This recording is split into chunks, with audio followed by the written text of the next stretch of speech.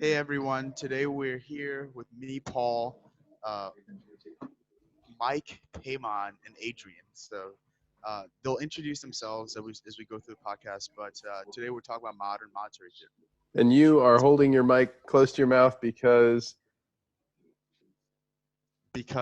I spilled rum on my computer, I have to use this for now. yeah, But yeah, because let's he's a start. pirate. So, do you want to start, Mike, or do you want to start, Paymon? And I think you guys might go back and forth. To be honest, because I think you have fairly similar views on the issues you see with this.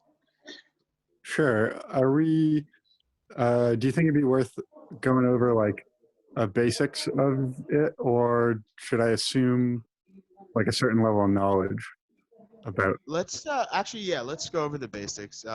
Adrian, do you want to do that? Sure. So the way that I understand MMT to be is it's essentially neo-Chartism. For you guys that don't know what Chartism is, it is a anthropological theory under the basis of where money comes from. If you ask any modern anthropologist, any historian of money, they will basically tell you that Chartism is essentially the most correct historical theory for the occurrence of money as an event. And then with that basis, it's essentially that all currency and money originates in the state, especially in the case of fiat currency in our modern monetary system. The state is the issuer, it is the monopolist, it is the public monopolist of the currency. And under that framework comes a whole host of different logical conclusions that you can draw from. One of which is that inflation is no longer strictly a monetary phenomenon, the way the monetarists might have previously posited. The monetarists were people like Milton Friedman, who took their cues from mixing orthodox Keynesianism with Hayek and Mises and all those other kinds of theories. And the basis is basically, it's a framework of analysis. It's once you accept the basic premise of neo-Chartism, of modern monetary theory, that currency in a fiat, that money in a fiat currency regime originates in the state, then certain statements like, if a fiat currency country that issues debt in its own currency, right? So the American government issues bonds denominated in American dollars, there is no fear of sovereign default. And that is something that is historically justifiable. That is something that is currently justifiable. That is something that we saw in the case of Japan with their yen-denominated debt skyrocketing to 250% GDP, no threat of default. And with that, I think we basically destroyed the Austrians, to be frank, because the Austrians economists were basically arguing that with the onset of QE, you were going to get hyperinflation and dollar debasement and skyrocketing interest rates, and it never happened. And if you are someone who understands modern monetary theory, you can explain why it didn't happen. Okay. Well, but saying that a lot of the Keynesians agree that there's a lot more fiscal space in terms of what the government can spend, but they don't go quite as far as modern monetary theory in basically their view of what money is and how inflation works.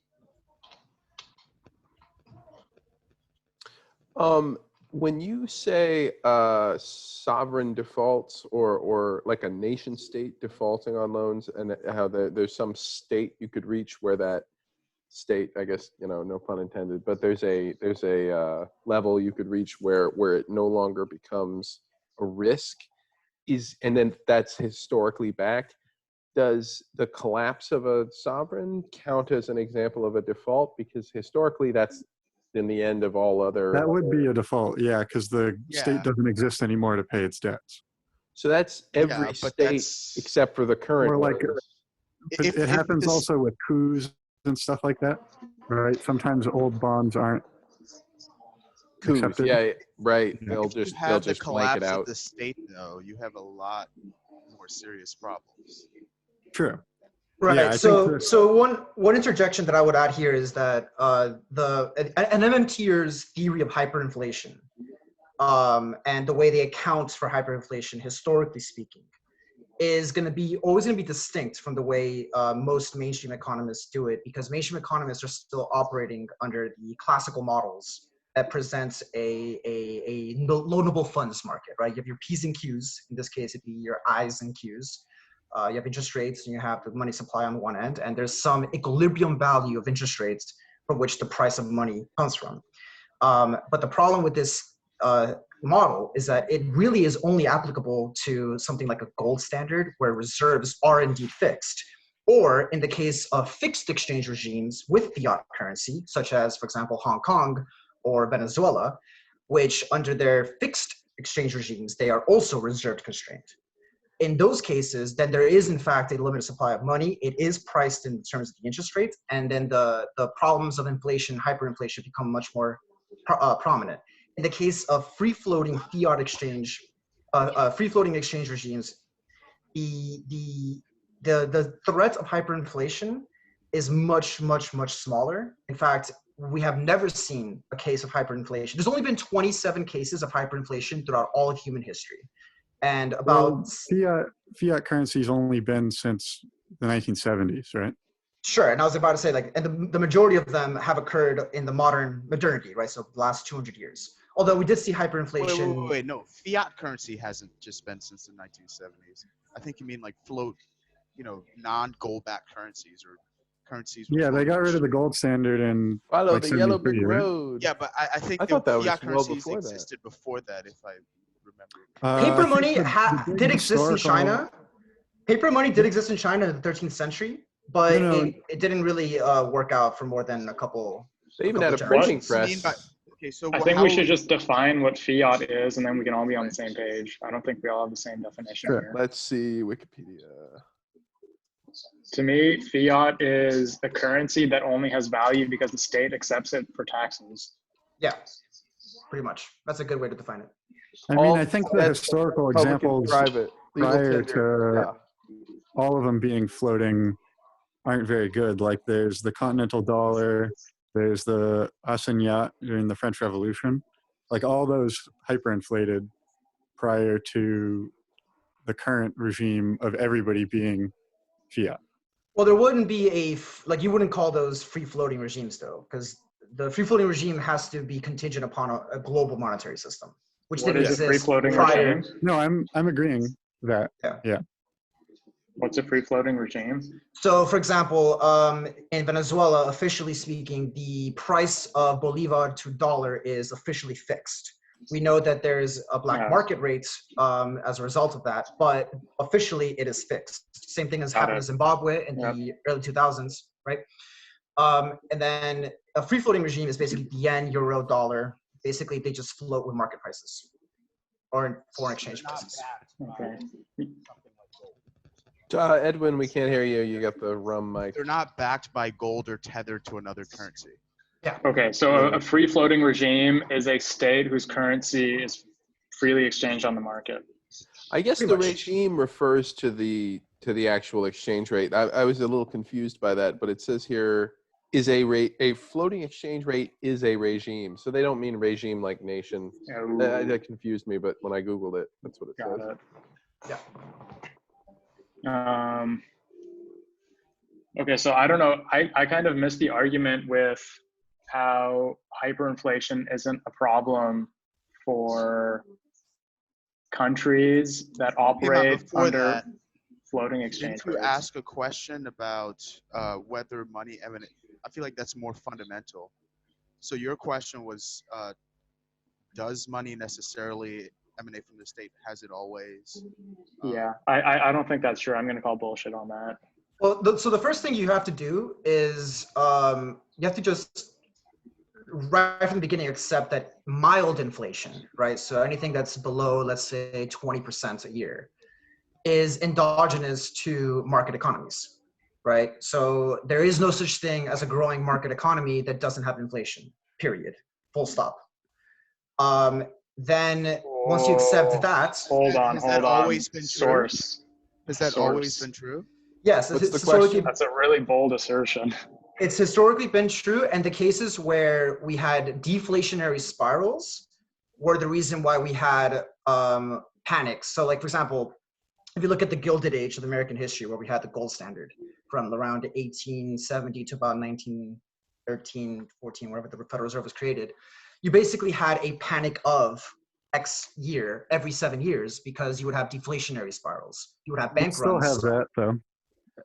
Of course, you could still have that, but if you don't, so in the case of the United States, if you don't have a consistently growing money supply to a consistently growing population, to a consistently growing market, you're just never, eventually what's going to happen is that prices are going to drop to a point where it'll make the real value of existing liabilities go up, right? And when that happens, you get a bank run. And when you get a bank run, the whole entire financial system collapses, which is why we have the Federal Reserve today. So. When you get a bank run, the whole financial system collapses. Yeah, I think that that's just what means a happened in the bank Great collapses. Depression. Yeah, but the whole Yeah, financial but then system. credit collapses. Yeah, No, the collapses aren't like fundamental and forever. You don't like, it's not like the whole thing just we have to start from zero. Yeah, certain things like the house of cards falls, but it's not like there's no cards left standing. Somebody will buy the bank's assets, and a new bank will be made. Yeah, and that did happen with JP Morgan. Yeah, so Paymahn, the that's whole true. financial system collapses. That's like this like quantum leap. One bank run to the whole system collapses. Paymahn, can I say ahead. something? Yeah, go ahead. So the political economic consequences of something like a systemic wide failure, not just one bank, but because all these banks lend to each other, so like integrated with each other, the consequences of something like all of them collapsing, while I'm not saying the economy is just going to stop and never recover, it's just the consequences are so horrible that we're saying, okay, the state should step in to make sure this doesn't happen, because the downsides of this are just like pretty much unacceptable. Well, it wasn't just Great the Depression. state. In the Great Depression, we had 25% unemployment because of that. And it wasn't just the state. Unemployment.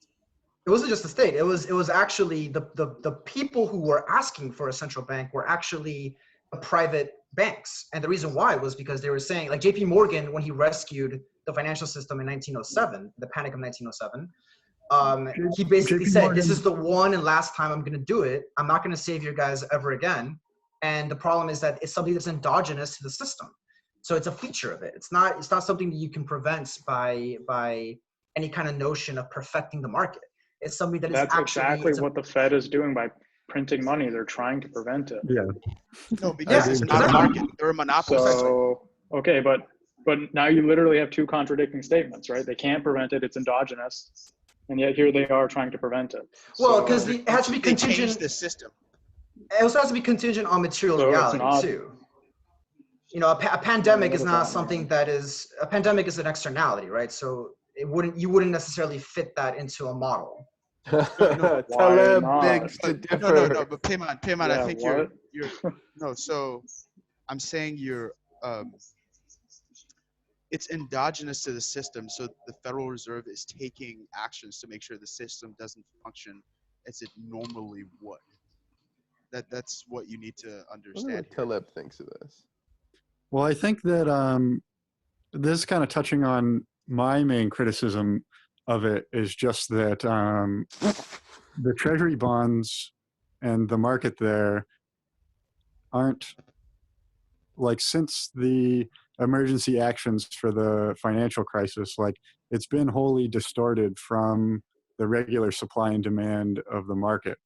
And their actions now are just trying to keep that bubble going. Like, they don't really care about. What's your evidence for there being a bubble? Oil went to -40 yesterday. Yeah, but that's not. That's not evidence. That's That not has evidence of a nothing to bubble. do with anything. Why? Yeah. Because That's Doesn't not that mean it evidence was of oil. overvalued?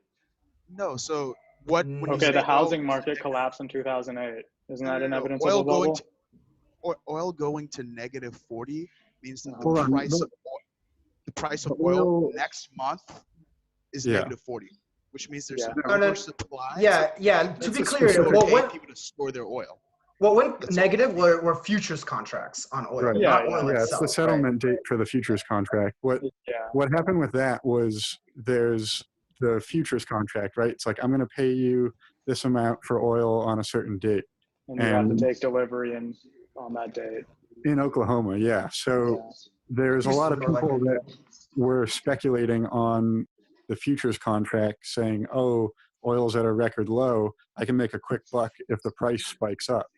But the problem is that, you know, if they're holding that when it expires, they have to go take delivery in Oklahoma. And so all the speculators had to get out and, in order to do that, sell the futures contract before it expires. And that's a specific thing related to the storage costs. Because normally there's people who are doing arbitrage between the future and the spot price of the oil. So they'll take delivery of the oil and store it till a future date and resell it for a profit. But with the economy shut down, all the storage was filled up. And so those people weren't there doing their normal thing. Okay. All right. I mean, take that back as evidence of a bubble. A perfectly good explanation, Mike. I 100% enjoyed that. But yeah, I mean, the key detail there is that there's no demand for oil right now. Right. Yeah, not a bubble. Right. But 2008 was evidence of a bubble. 2008 was evidence of over leveraging. Yes. I think the original question was evidence that the Treasury market's in a bubble today, right? What is Treasury markets can't be in a bubble.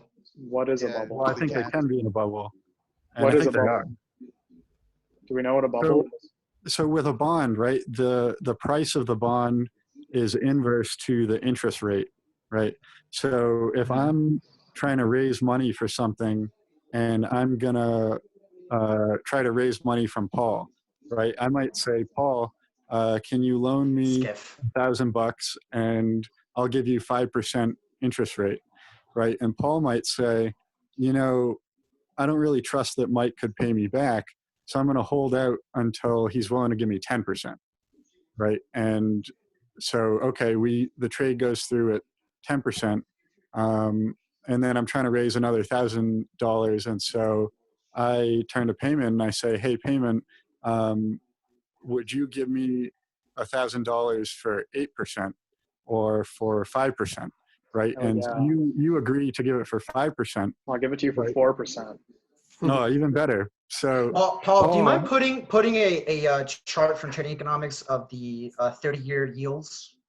30 yeah. So Paul, sorry, from Paul where? just bought that bond for $1,000, but since the market rate just dropped in half to 5%, Paul's investment doubled because his coupon that he has says it'll pay out 10% over the same duration that we just traded for 5%. All right. Is this what you wanted? Sorry. Is Adrian? Sorry, I got cut out for a second. I can't really see it, super blurry. He was asking you if this is what you wanted, Adrian. Is it? He's looking at it. It's just coming through blurry, I think. This is the 39-year Treasury bond chart, interest rate chart. Okay, yes, there you go. Yeah, that's what I wanted to say. It was at 14% in 1980. That was the highest. And then, I guess right around when I was born, it was at 8%. And then I got to run to the bathroom real quick. Now, what? Okay. Bathroom. I'll be right back. Go for it. Yeah, so it's at 1%. What did you? So it looks like it spikes when we go off the gold standard because investors are freaking out. No, that's not what happened. Okay. No. So the reason why I show this is because the other chart that would make sense to look at this side by side. Because Star Wars came out. That was 1910. If you look at this chart side by side with the federal funds rate, you see that there is an almost perfect correlation between the two things, right? So the yield will always be a little higher or a little lower than the funds rate. It'll never be exactly the same because it's not the same thing. But the reason why in 1981 you had a 14%, close to 16% yield was because the federal funds rate, if I'm not mistaken, was shot up to something approaching those levels too.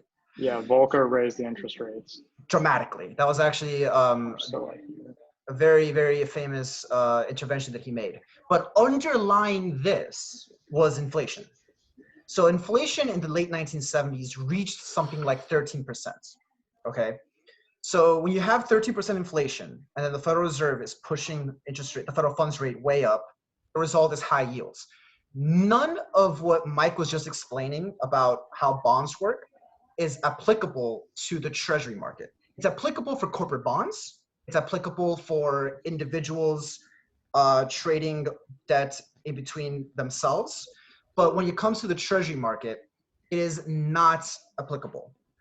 Why? If you want, Paul, you can pull up a federal funds rates chart so you can see just how those two things match up. Well, so the Fed funds is the short end of the curve. So there's different durations for Treasury bonds, and the Fed can control the interest rate for the short end, but the far end is traded in an open market. And so their ability to control that is a lot more limited. Adrian, you claimed that. Oh shit! What was the claim So again? there you go. There you go. So if you look at this chart and then look at the other chart. So let me just get the ends to match up here. Okay, 1980, and then there's the other chart. Do, do, do. Those start to look pretty similar. So one's 30-year and the other one's which one? I just made it 30-year. It was, I think, 60 or something. No, the duration of the bond, not the time. Oh. This is the 30-year Fed bond. funds rate. It's a 30-year bond. That's why it was 30-year bonds for 39 years. The other Gotcha. one is which one? It's just a I Fed think funds this rate. is. Yeah, the other one's the Fed funds Fed rate. funds Oh, rate. okay, yeah. So it's So what I'm trying to illustrate with this. Edwin. Oh, Edwin, go ahead. So it maps onto the bonds that you were talking about, Mike. right, yeah. So it's definitely going to follow what they're doing with the short loans, right? But they don't have absolute control. You can see that the two lines don't match up exactly. It's just the No. general trend follows it. No, of course not. And they're never going to. They're not the same thing. Right. I actually think they look pretty different. Yeah, they seem to be, one seems to be a lot more jagged than the other one, or like bouncing That's 'cause- around more. That's because it's traded and it's not set by the government. This is the Fed funds, that one? Yeah. Yeah, And I don't think this shows causation, Adrian. I think this just shows correlation. I don't think based on these two graphs and the inflation rate, you can say Treasury bonds cannot be in a bubble. No, but that's not. So what I'm trying to illustrate with this is that what Mike was saying, right? So what Mike was describing to me is a perfectly good model for how bonds work in the private sector, right? So corporate bonds work exactly the way Mike described it, right? So if you're someone who I deem to be too risky to lend at 5%, I will wait for you to offer me 10%, and then I'll invest in you. Hence why risk is priced in terms of interest rate.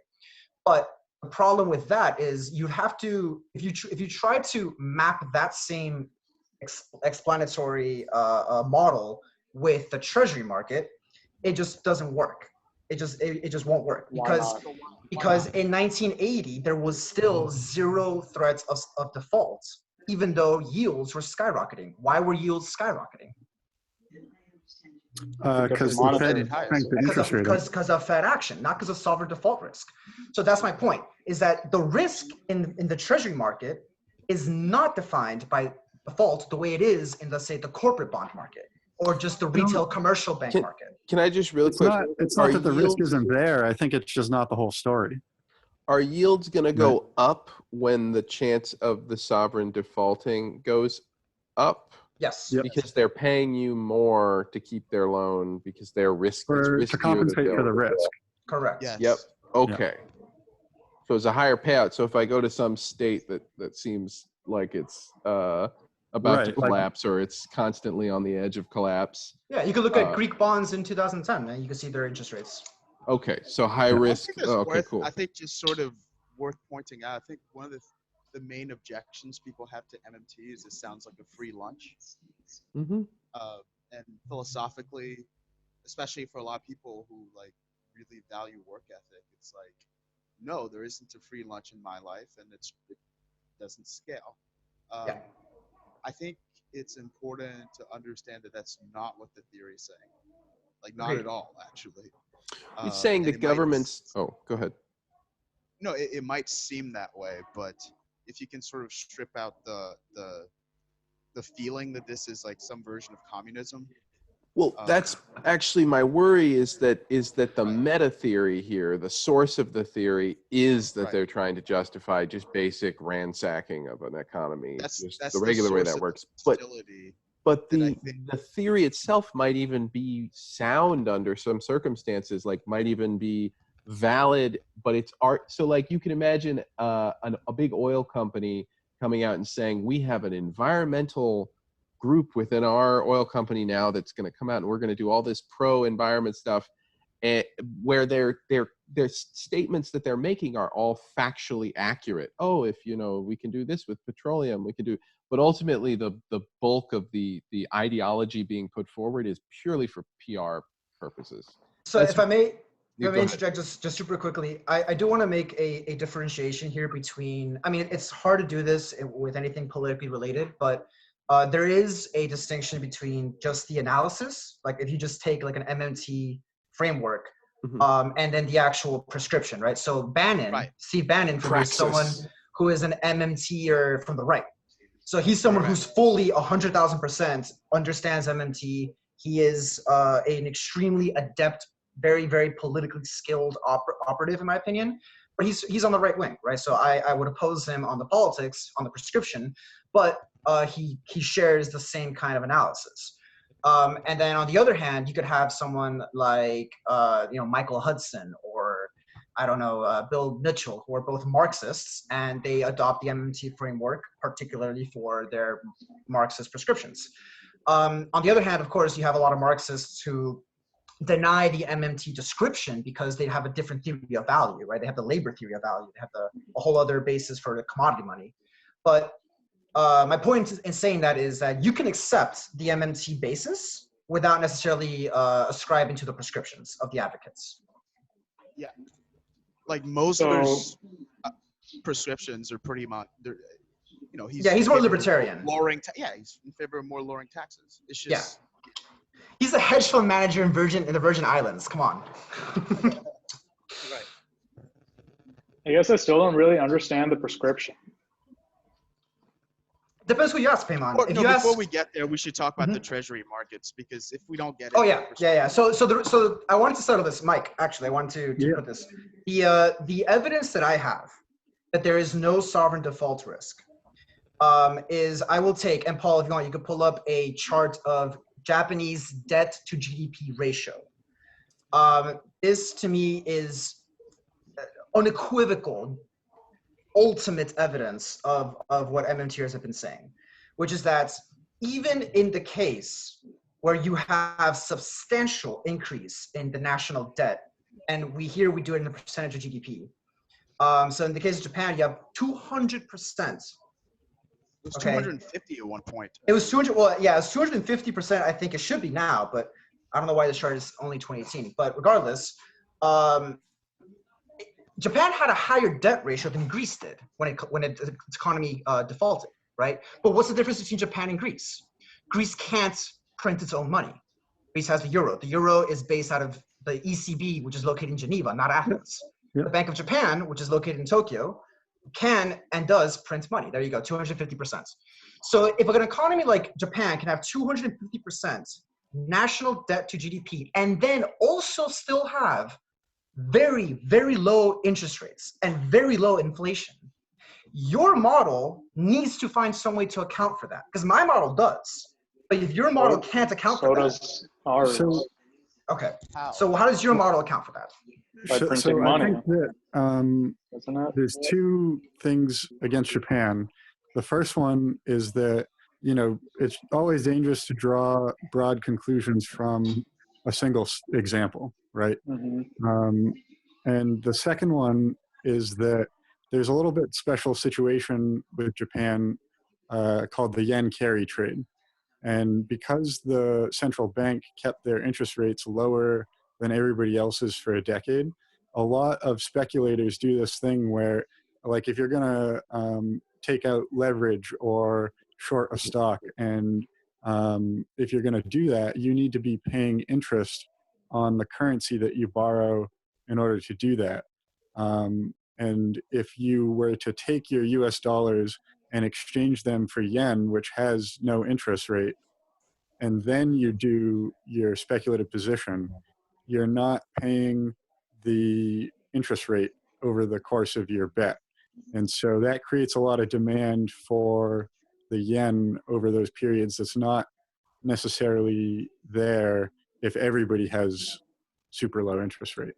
And like, you could think of it as like, you know, the countries that were switching to, you know, just fiat money when everybody else was on the gold standard, like Weimar Germany saw their currency destroyed, right? So it's a little, you know, being the only one out doing something different from everybody else can be bad.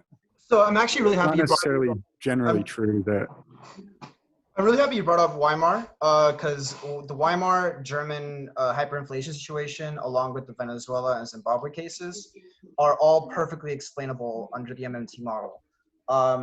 One of the things that is key to understanding how hyperinflation occurs is that a lot of it has to do with the supply chain, right? And I would push back a little bit on your characterization of the demand for yen in Japan. Japan has had a positive current account balance for over 5 decades.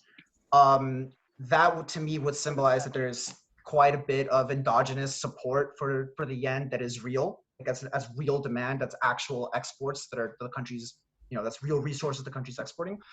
But then in terms of Weimar Germany, what Weimar was doing. Adrian, can I cut in? Yeah. The point about a positive account and why that is Gotta aim at the mic. for why their bonds remain stable than what Mike was explaining, I don't think is clear. So can you say a little bit more about why positive accounts means more for their bond prices, despite a 250% GDP debt to GDP ratio? Right. First of all, what is a positive account? So Paul, if you want, you can look up current accounts to GDP Japan. So in the case trade deficit, but go ahead. Yeah, it's basically the net amount of income that a country is incurring via its trade balance and its capital balance, right? So the amount of capital that leaves the country, the amount of capital that enters the country, the amount of exports, and the amount of imports. And then the total balance of that, we call it the current account, right? So that's the current account balance. So if you look at Japan, Japan has rarely in its history had a negative current account balance, right? In the United States, we've had a negative current account balance for most of our modern history. The last like 3 decades has been entirely negative. But the reason why I pointed this out is because this is actually a real phenomenon, right? So that's actual funds, that's actual resources that is backing up, if you want to say, the Japanese currency in this case, right? So I don't think it's correct to say that it's artificial demand. There is real demand there because there is actual trade, right? So Toyota is actually producing cars, right? And so, but the reason why the reason why that's important. The reason it's like actual demand for the currency is because in order for a U.S. company to do trade with a Japanese company, they have to convert the U.S. dollars into yen, buy the stuff, and ship it back. Precisely, exactly. But he's saying most of the demand was endogenous, though, even considering the demand that you're talking about, Mike. Yeah. Yeah. No. So the reason why Weimar Germany doesn't apply, let's say, is because Weimar Germany is still operating in a fixed regime, and the reason why is because Weimar Germany in a gold standard, right, which is different from just a simple peg, right? So a peg would be like China just setting a value of yuan per dollar, right? The reason why a gold standard is different from that is because the gold standard is international. So in any case where the Weimar Germany has to pay reparations, remember they're paying over 10% of GDP per month in reparations. Yeah, the reparations they mandated also, it was in the gold-backed currency. So correct. Ouch. So what does that mean? It means that Weimar has to export enough goods to be able to collect the gold income to be able to pay the reparations. And if they are not doing that, then any issuance of currency that they're going to do is going to automatically devalue against that gold regime. The moment the reparations payments stopped, the moment they stopped basically looting their economy for 10% of GDP per month, is the moment hyperinflation ended. So that to me doesn't apply. It doesn't contradict what we're saying about fiat currency more broadly. I wouldn't classify Weimar Germany as operating under the same kind of legal and financial status that, say, Japan is. And that's the reason why Japan can afford to do 250% debt GDP and not incur that kind of hyperinflation. Sure. I guess I was just talking more about the issue of, like, you know, if we use one country as an example to draw broad conclusions, inevitably we start debating the specifics of the country. Right. Agree. And I think that so I 100% agree with what you're saying. And that's why the important thing is, and this is a criticism that MMTers get a lot from Marxists actually, is that what the Marxists will say, and I interact with them a lot, is they'll say, look, what you're saying only applies in the context of American hegemony, right? So the United States is the world reserve currency. Yen, euros, and Great British pounds are not far behind. The RMB, that's Chinese yuan, that's also close behind. And so in the cases of these places, and the Marxists basically say that the Japanese and the euro and the British are operating under American hegemony, that therefore it's only applicable to those kind of places. If you go outside of those places, if you go to, let's say, Argentina or Brazil, it doesn't apply. And I actually agree with that assessment, but for different reasons. And a lot of the analysis here has to be on the actual economic development, right? So the fact that Venezuela has an economy that is comprised almost entirely on a single commodity, right? And the fact that 95% of government revenues come from that commodity will mean that Venezuela will have unique problems in any kind of economic development, because it means that any time it wants to import any kind of capital equipment, right? So anytime it wants to build a highway, when they import those Caterpillar fucking cranes that you see whenever a highway is being built, how do they pay for that? They pay for that in dollars. Where do they get the dollars from? By selling oil. So the moment oil prices collapse is the moment that they don't have the reserves to back that kind of import, and what you get is a logistical supply chain effect, which causes shortages. And then if the government is still trying to maintain the infrastructural regime monetarily, you're going to get inflationary pressure. And that doesn't, but again, that I agree that we shouldn't be making broad strokes on the basis of a single example. But the reason why it's important to still use Japan is because, for me, it elegantly presents our model as, look, the United States could afford to do Medicare for all, for instance. We could blow 20% of GDP in a deficit per year and still see very little inflationary pressure. And the reason why is because we have the productive capacity, we have the sophisticated supply chains that a country like Venezuela would not. And part of the robustness of those supply chains, doesn't that come from the fact that we have like super carriers and stuff? I mean, yeah. Our relationships with the rest of the world it's all solidified by the fact that at the end of the line, all the way down the chain of like all the ways a country could defy us, we just have nukes. Yeah, I mean that's the Marxist hegemony argument. Yeah. Oh no, I'm making the Marxist hegemony argument. Yeah, it gets a lot more complicated, Paul. I don't know if we want to go there yet. But well, I just recognize. I'm sorry to cut you off again, but I don't think you have to be as integrated with the global economy or have the kind of a hegemony that a lot of these economies have in order to have currency sovereignty. Which I would agree with that too. I think haven't there been cases where countries tried to take off with their own currency and it got shut down? Or maybe not. So in the case of the USSR, which is an interesting example, because what the USSR did was their ruble system was not a globally traded currency, right? So it wasn't like the euro or yen. You couldn't go on E-Trade and buy Soviet rubles, right? However, what they did in their system was admittedly a totally different system. It wasn't a market economy like ours is. But what they would do is that they would monetize any kind of industrial production on the basis of availability and productive capacity, not on the basis of funds, right? So there was never a case where a Soviet bureaucrat said, hey, how much is that hospital gonna cost? No, what they would ask is, do we have enough doctors? Do we have enough supplies? Are we gonna be able to mobilize the tractors to build it? You know, same thing in China. Like when China was dealing with the pandemic, there wasn't a single time that any committee member ever said, oh, how are you gonna pay for that? They just did it. They just went, okay, let's build the hospital. Do we have the supplies? Yes, we do. Okay, do it.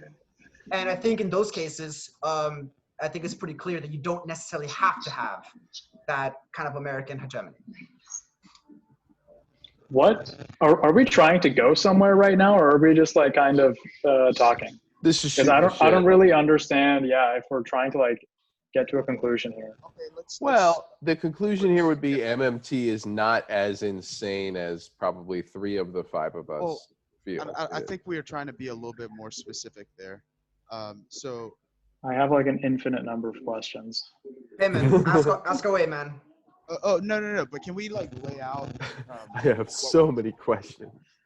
Can we lay out what we've established to be at least the points of MMT, and start talking about what we disagree with those specific? Sure.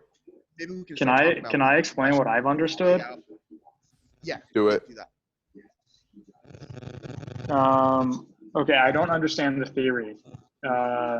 What I've heard from Adrian so far, and I think Adrian, you've been like the biggest proponent on this podcast, is, okay, hyperinflation does not happen in states with floating exchange rates, and you cite evidence of that. No, that's not it. That's not true.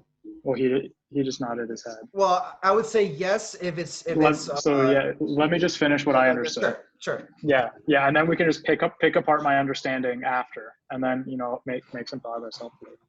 Okay, so then you cite these examples. I think you said Venezuela and Weimar, they were both fixed, not floating. Okay, and then you say, okay, look at Japan. It's floating, and it hasn't defaulted, and it has a high debt to GDP ratio. Therefore, MMT works. And then what else have you said? And then you also talk about supply chain disruption, that hyperinflation happens when there's some outside event, some event that the system wasn't expecting that kind of causes other things to break down, and then the currency breaks down. And then what else? Yeah, and then we talked about treasury bonds, and I didn't really understand that at all, so we might have to come back to that. I don't know. Okay, so yeah, one big nit I have with this is exactly what Mike has said. Have you guys read Black Swan, or have you heard of Watch Taleb? Yes. You know about Black Swans? Yeah. Okay, so there's this idea that he brings up. He brings up in the context of medicine. People confusing no evidence of disease and evidence of no disease. I 100% agree with this one. They're in fact totally different beasts, and you can't point to Japan and say, look, there's no black swans, because time hasn't reached infinity yet. So I don't think that's a really good argument. This foreign versus fixed, that's novel to me, so I don't really understand it. I would like it explained in more rigor. Like I understand that these examples exist, but the theoretical framework is missing for me. Sure. And yeah, and then so tacking all this extra understanding I have is, if MMT is true, then we can print away all our woes. And if that's true, can the government just print money and gamble it? No. Literally just gamble it or burn it? No. Like what if MMT is true? We can't print away all our woes. That's not what. Yeah, that's not what MMT says at all. Is there somewhere in MMT where if say a third of the population died of aerosolized Ebola or something, could you burn? Would you burn a bunch of money to shrink everything down? Because you were not right. The assumption with MMT is that things will keep growing, and so the printing is matching the growth. So it's like allowed. Well, just to be clear, that's not MMT, right? So that's just the solo growth model, which is actually a widely accepted mainstream economic model for growth. But right? MMT is sort of a further justification. It's it's like pneumonia versus a disease. So the pneumonia is a symptom, but it's often cited as like cause of death because it's such a complex but specific symptom. And so I guess the fact that if there's growth, we won't have inflation even though we're printing money, as long as growth is happening, that could be seen as, that might be true in most contexts. And then MMT is taking that truth and making an argument about a whole model that you should use. Well, it's seeking to, I mean, you're right that it's seeking to kind of take it to the next level. But if you want, Paymahn, I'll really quickly explain the free float and the affixed part, because that's one thing that kind of confused you a little bit. Yeah, before you do that, does somebody else understand that idea? Mike? Which idea? The free flow and fixed? I don't. Yeah. Yeah. Mike does. Yeah. Yeah. So like you could fix your currency to some standard like gold, or people pegged to the US dollar, or you could have a free floating currency and it's just traded in the market, right? And so there's like, some markets are different than others, right? It's not necessarily always just in a financial market. Like this includes like we were saying, trade between two countries where I have to sell one currency to buy goods in the other country, right? And that supply and demand sets the value of the currency. Exchange rate. Okay, no, I understand that some currencies can be pegged and some can be floating, but how does that play into the MMT idea of hyperinflation? Because in the case of, if you look at, compared to two different case studies, right? So you look at Greece and you look at Iceland. Don't use examples, use theory. Well, it's easier to illustrate it with an example, but I'll do my best. I'll do my best to keep it as theoretical as possible. But if you are a country like Greece where your monetary system is not sovereign, meaning that again the bank that issues euros is not in Athens, it's in Geneva. Right. Then any kind of balance of payments issue that you might have cannot be resolved monetarily. I totally get it now. I totally get it. Okay. And then in the case of Iceland, when they faltered, they just basically printed a bunch of money. It devalued their currency, but it actually brought the equilibrium value to where it should be in the market sense, right? An equilibrium value in the market sense. And that allowed it to recover very, very quickly, whereas Greece is still in a depression 11, 12 years later. Is that when they say a correction? The market's in correction? Or is that I mean like a crash. It's just going down, and it's a euphemism for. Yeah, a lot of the time there's like euphemisms like that. It'll be like she's powdering her nose. Event, and it's like everything just crashed. Yeah. Okay, if we all worked purely on the gold standard, there were no other abstractions. We literally just traded actual gold. Is it possible to have hyperinflation? No, but you would have deflation, which is worse. Okay, but why not? Because it's like it's a fixed currency, right? This is a subjective thing, right? And I think one of the things that allows you to do if you're not using the physical coins is loan out more money than is in the bank. Which is the key to growth, by the way. It lets you grow faster, but it also means that if there's a bank run, things catastrophically collapse. So there's a trade-off. Yes. Because there's all the IOUs written upstream of the actual bar of gold. There's one little bar of gold, and then there's a bunch of IOUs. Yeah, you have to accept the premise. This is if there is a bank run in a gold-backed regime. Right. Yeah. Yeah, you have bank to runs accept. Don't really matter right now. You have to accept prima facie that fractional reserve banking is fundamental to the rise of the market economy. So if you don't accept that premise, then we're gonna have issues because we're just not working on the same page. But I mean, the entire global Fractional economy reserve assumes that's bank. true. So, Not Austrians. yeah, but they're not. Like, Yeah, you don't say that to the Mises Institute, guys. I mean, like, They're basically Germans with a slightly more feminine accent. Okay, so when you say fractional reserve banking, that just means a credit system, right? Yeah, like what Okay. Mike just said, Yeah. right? So if It doesn't have to be an actual bank. It just has to be a credit system. you just have to have some way to create money out of thin air. That's it. Right. And fractional reserve banking is the way we decided to do it as a society. It's Right. traditionally, Okay, so well, it's a printing press and a gun. That's Right. the way Yes, you- it is. That is this true. That is is true. real. Yeah. Damn it. Yeah. Okay, so I'm coming to understand that MMT says we can print as long as we grow. Is that right? If we stop growth, we can't print. And if we shrink, we should burn. no, I don't think that's correct.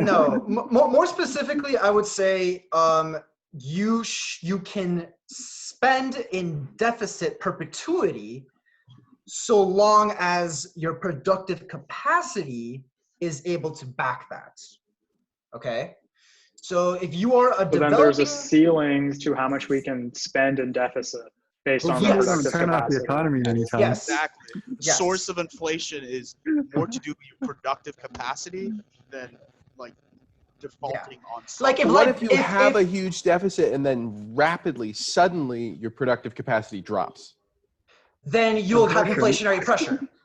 I mean, What if you it have what? drains slowly? I mean, Paul, you can't structure your entire economy around the black swan event. No, I mean, I think you can. You should. You should, yeah. totally Should at all. Otherwise, you Yeah. won't have an economy in 50 years. No, Something will come through and You it'll just. literally. I mean, if you did that, then we would go back to a gold. You're No, saying you don't you need gotta to. You live, just need to live keep fast, stockpiles die of stuff. hard, die young, right? That's what you're saying. But I in mean, terms of the global economy, you want to live fast, would die be- young. Do you like? I mean, how No. far do we want to take this? Do we want to have like literally $5 trillion sitting like aside Aw. just in case anything happens? Surplus. I mean, like It's not necessarily something done on the national level, right? Like you could do that for your own business that you run. Hmm. No, I'm talking You could about. just print your That's- own money. it's They more did that in the precarious. 30s. I'm talking A about the business would- government. I'm not talking about like businesses. I'm saying if the government will say, okay, we're going to constrain growth. We're going to like not have fractional reserve banking, essentially, because of the possibility of a black swan. I think that's a very bad policy choice. You don't have to get rid of fractional reserve banking to proof I'm saying yourself that would be the from most events that you don't way- see. But what's That would be the what, most effective way to guard against a black swan. Right, and I would say probably Edwin, you're right. Taken to the most extreme. I don't know if that's true. It's like living in a box in order to avoid all risks. The thing about the other end of the spectrum, though, is you shouldn't just be running out in front of traffic all day because I Well, guess I agree with it doesn't you. factor into your model or something. But right? But here we're talking more about policy, and Should- policy is a different debate, right? So like I'm sure. So should we spend as much as we can productively tolerate? Should we always be riding that limit? I think that if you are so here's the thing: is that another assumption that's nested in your question is that spending is not the same thing as development, and that is not necessarily always true. So if Liberia, where Edwin's in, which is a very poor country by our standards, if they decided that they wanted to do a deficit spending regime to construct hospitals and schools, let's say, I would say that that doesn't qualify as something that would be trivial. I would say that that's something that is actually developing the economy. That's an investment. It's like if Tesla, Not always.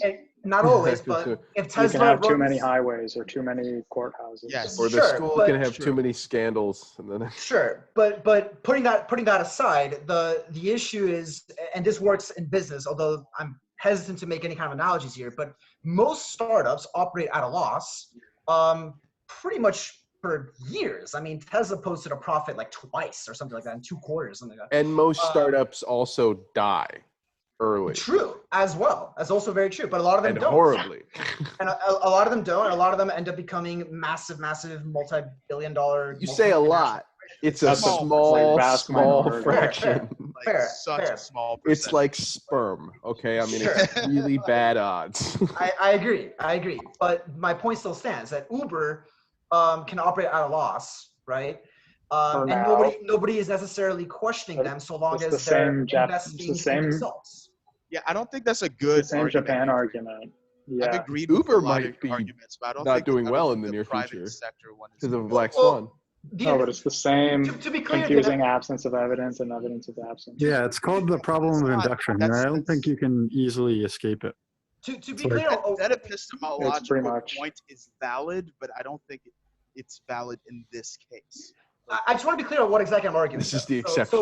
what I'm saying is the use of the money matters. Edwin, maybe it is. I'm sorry. I don't really know. Go ahead. It definitely is. Oh wait, Right, you guys so- can see me? Shit. Yeah. Oh yeah, I've been reacting this entire time, assuming people can't see me. Sorry. Oh boy. Yeah, when I have it shared screen, all of us are on the side. I'm in a on my row. phone. I can only see the person who's speaking, so I assume that's the case. Oh. That If makes I'm sense. Yeah, I'm coming on my off as a phone. dick, Oh, not- Edwin, if you swipe to the right, you can see everybody. You're actually that means that you and me are matched when you Yeah. nobody gets Tinder, yeah. Yeah. But yeah, so the argument payment that I was Problem of induction. trying to make is simply that I'll pull it up. that the use of money matters, and the deficit spending is not necessarily Totally. a drain on the economy. It could actually Yeah, be inducive totally. to developing the I'm- economy. I buy into that. I think the vast majority of deficit spending, the vast majority, is draining though. You have to demonstrate that. I can't just accept that on face value. Yeah. Yeah. I think there's. I think we can pull up a graph. I think it's. Oh shit! Okay, I have it in a book. I'll pull up the graph from a book. First of all, how are The we book even is called The determining Everything what- Bubble. How are we? Yeah, but how are we determining what counts as? If we look at the U.S. budget, and we say the vast majority of the spending in the U.S. budget, the deficit spending in the U.S. budget is draining. How are we qualifying what aspects of the spending are deficit spending and not deficit spending? I think pretty much all of it, I would say, is because you spread that deficit out over everything. Like, who's to say one person's select program or lobbyist kickback is more important than somebody else's? I'm just saying. So Paymahn made a point where he said the majority of deficit spending is not productive. And I'm saying how do we even begin to classify? Yeah, I don't know if I stand by that point anymore. I want to rescind it until I have something to base it off of. Okay. Yeah, because I was gonna say, I think Social Security payments are actually very conducive to economic growth, and Medicare spending as well. Yeah. Anything that gets money in the hands of consumers is going to be conducive to the market economy. It really is. I mean, in terms of foreign direct investments, when you have robust infrastructure, Yeah. awesome labor capacity, all that stuff that If your population can read and write, stuff that developing countries have to import in order to I mean, get that more type of investment, spending is like a million times better than infrastructure. bailouts. I'm sorry, what? That type of spending is like a million times better than bailouts. I agree with that. I agree with that. 100%. So Yeah. I don't have any problem with that. How much Yeah, have we but spent we're on not talking about- bailouts? We're not talking about whether you have a problem Trillions. with that. We're talking about whether you think there's enough fiscal space to take on a lot of these projects, or whether we actually have to be paying for them with surpluses. Wait, And what's I would fiscal argue, space? basically deficit spending. So whether we can do more deficit spending. So I think this relates intimately to whether there's a treasury bubble. So fiscal space is like fiscal. So monetary is central banks, right? The money they put in the economy. Fiscal is the Okay. government. Yeah, it's the federal government spending. Both of those sound like big centralized entities that aren't really involved in the actual products being exchanged. And Taleb is saying here, the problem is centralization causes deficits.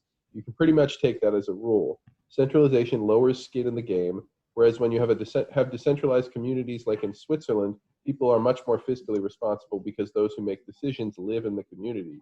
We have a problem of agency between us and those supposed to represent our interests. They do not represent our interests, so they run deficits. So we need to have some kind of laws banning the government from deficits.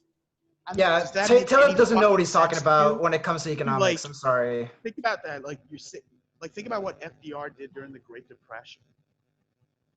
Like so much of that was deficit. That was in our The interest. fucking Marshall.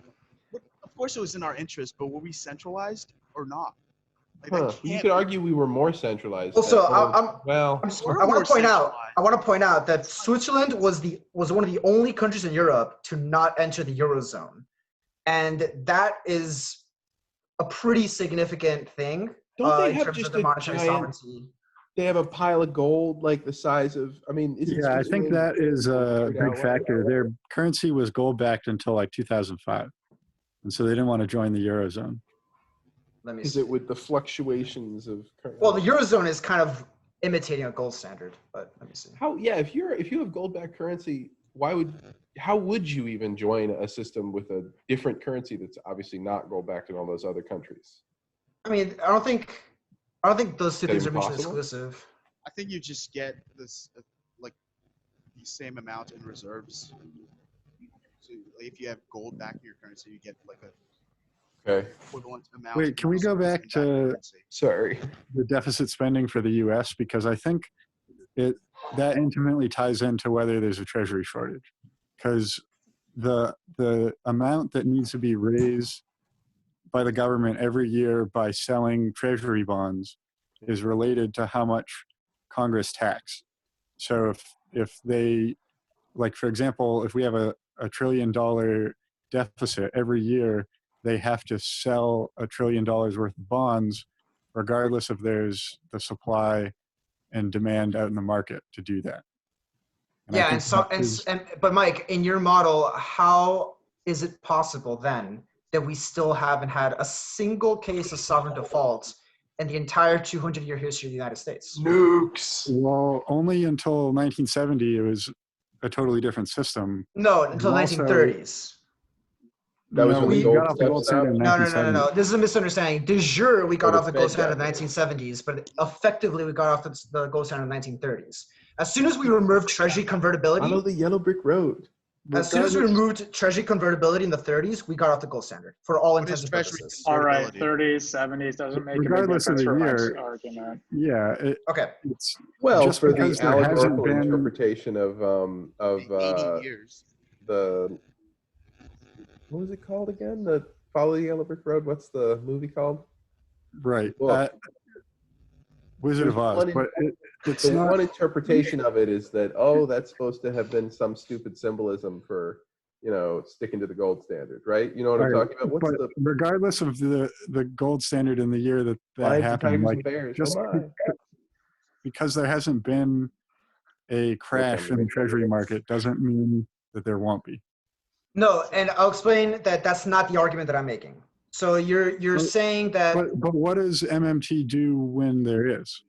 because okay. So it's one thing to argue, and I understand. I now understand the point you guys are making. It's one thing to argue that something won't happen because it hasn't happened, right? That's not what I'm saying. Okay. The reason why I illustrated that in the case of Japan was merely for illustrative purposes. It wasn't to actually underlie the argument. The reason why we have not had a sovereign default risk and we won't have a sovereign default risk is because of the characteristics and nature of the system itself. So if you actually undertake a legal, accounting, anthropological, historical analysis of the entirety of our monetary system, and you actually look at the way it operates with settlement balances, with reserve accounting, with everything that goes on in the back end, then from there, you actually get the meat of the argument for why sovereign default risk is zero under our current system. I'm not saying it won't happen because it hasn't happened. I'm saying there's a reason it hasn't happened, and that reason will continue to be the case for why it won't happen. Well, So assuming Let me nothing just paint changes, we don't have that paint the- risk. Is that true? let me just paint the hypothetical What scenario, would right? need to change is just so substantial. It Hmm. would literally be like the collapse of Say the that, U.S. say government. that I'm there's a curious on crash. I'm curious on Mike's illustration.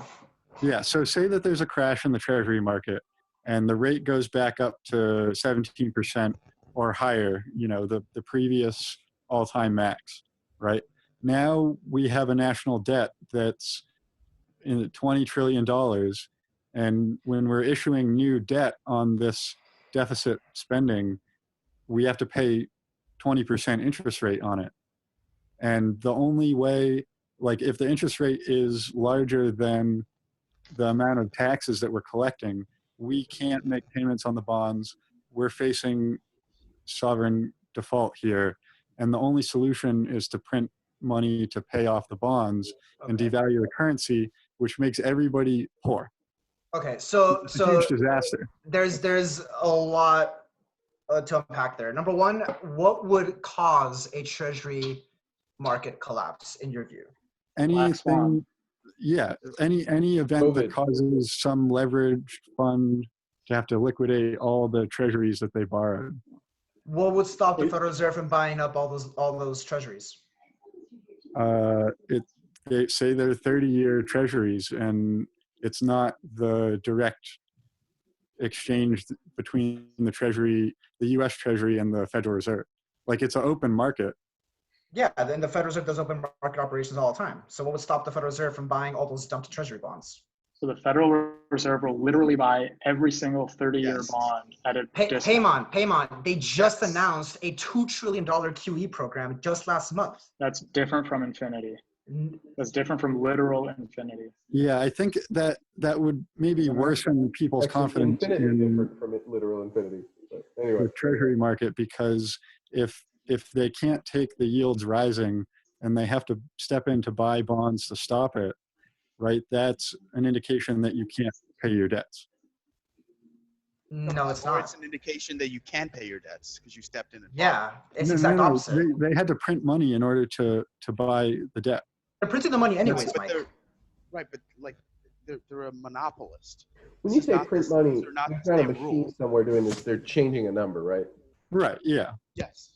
They do that anyways. Like taxing and spending are asymmetrical operations in of themselves.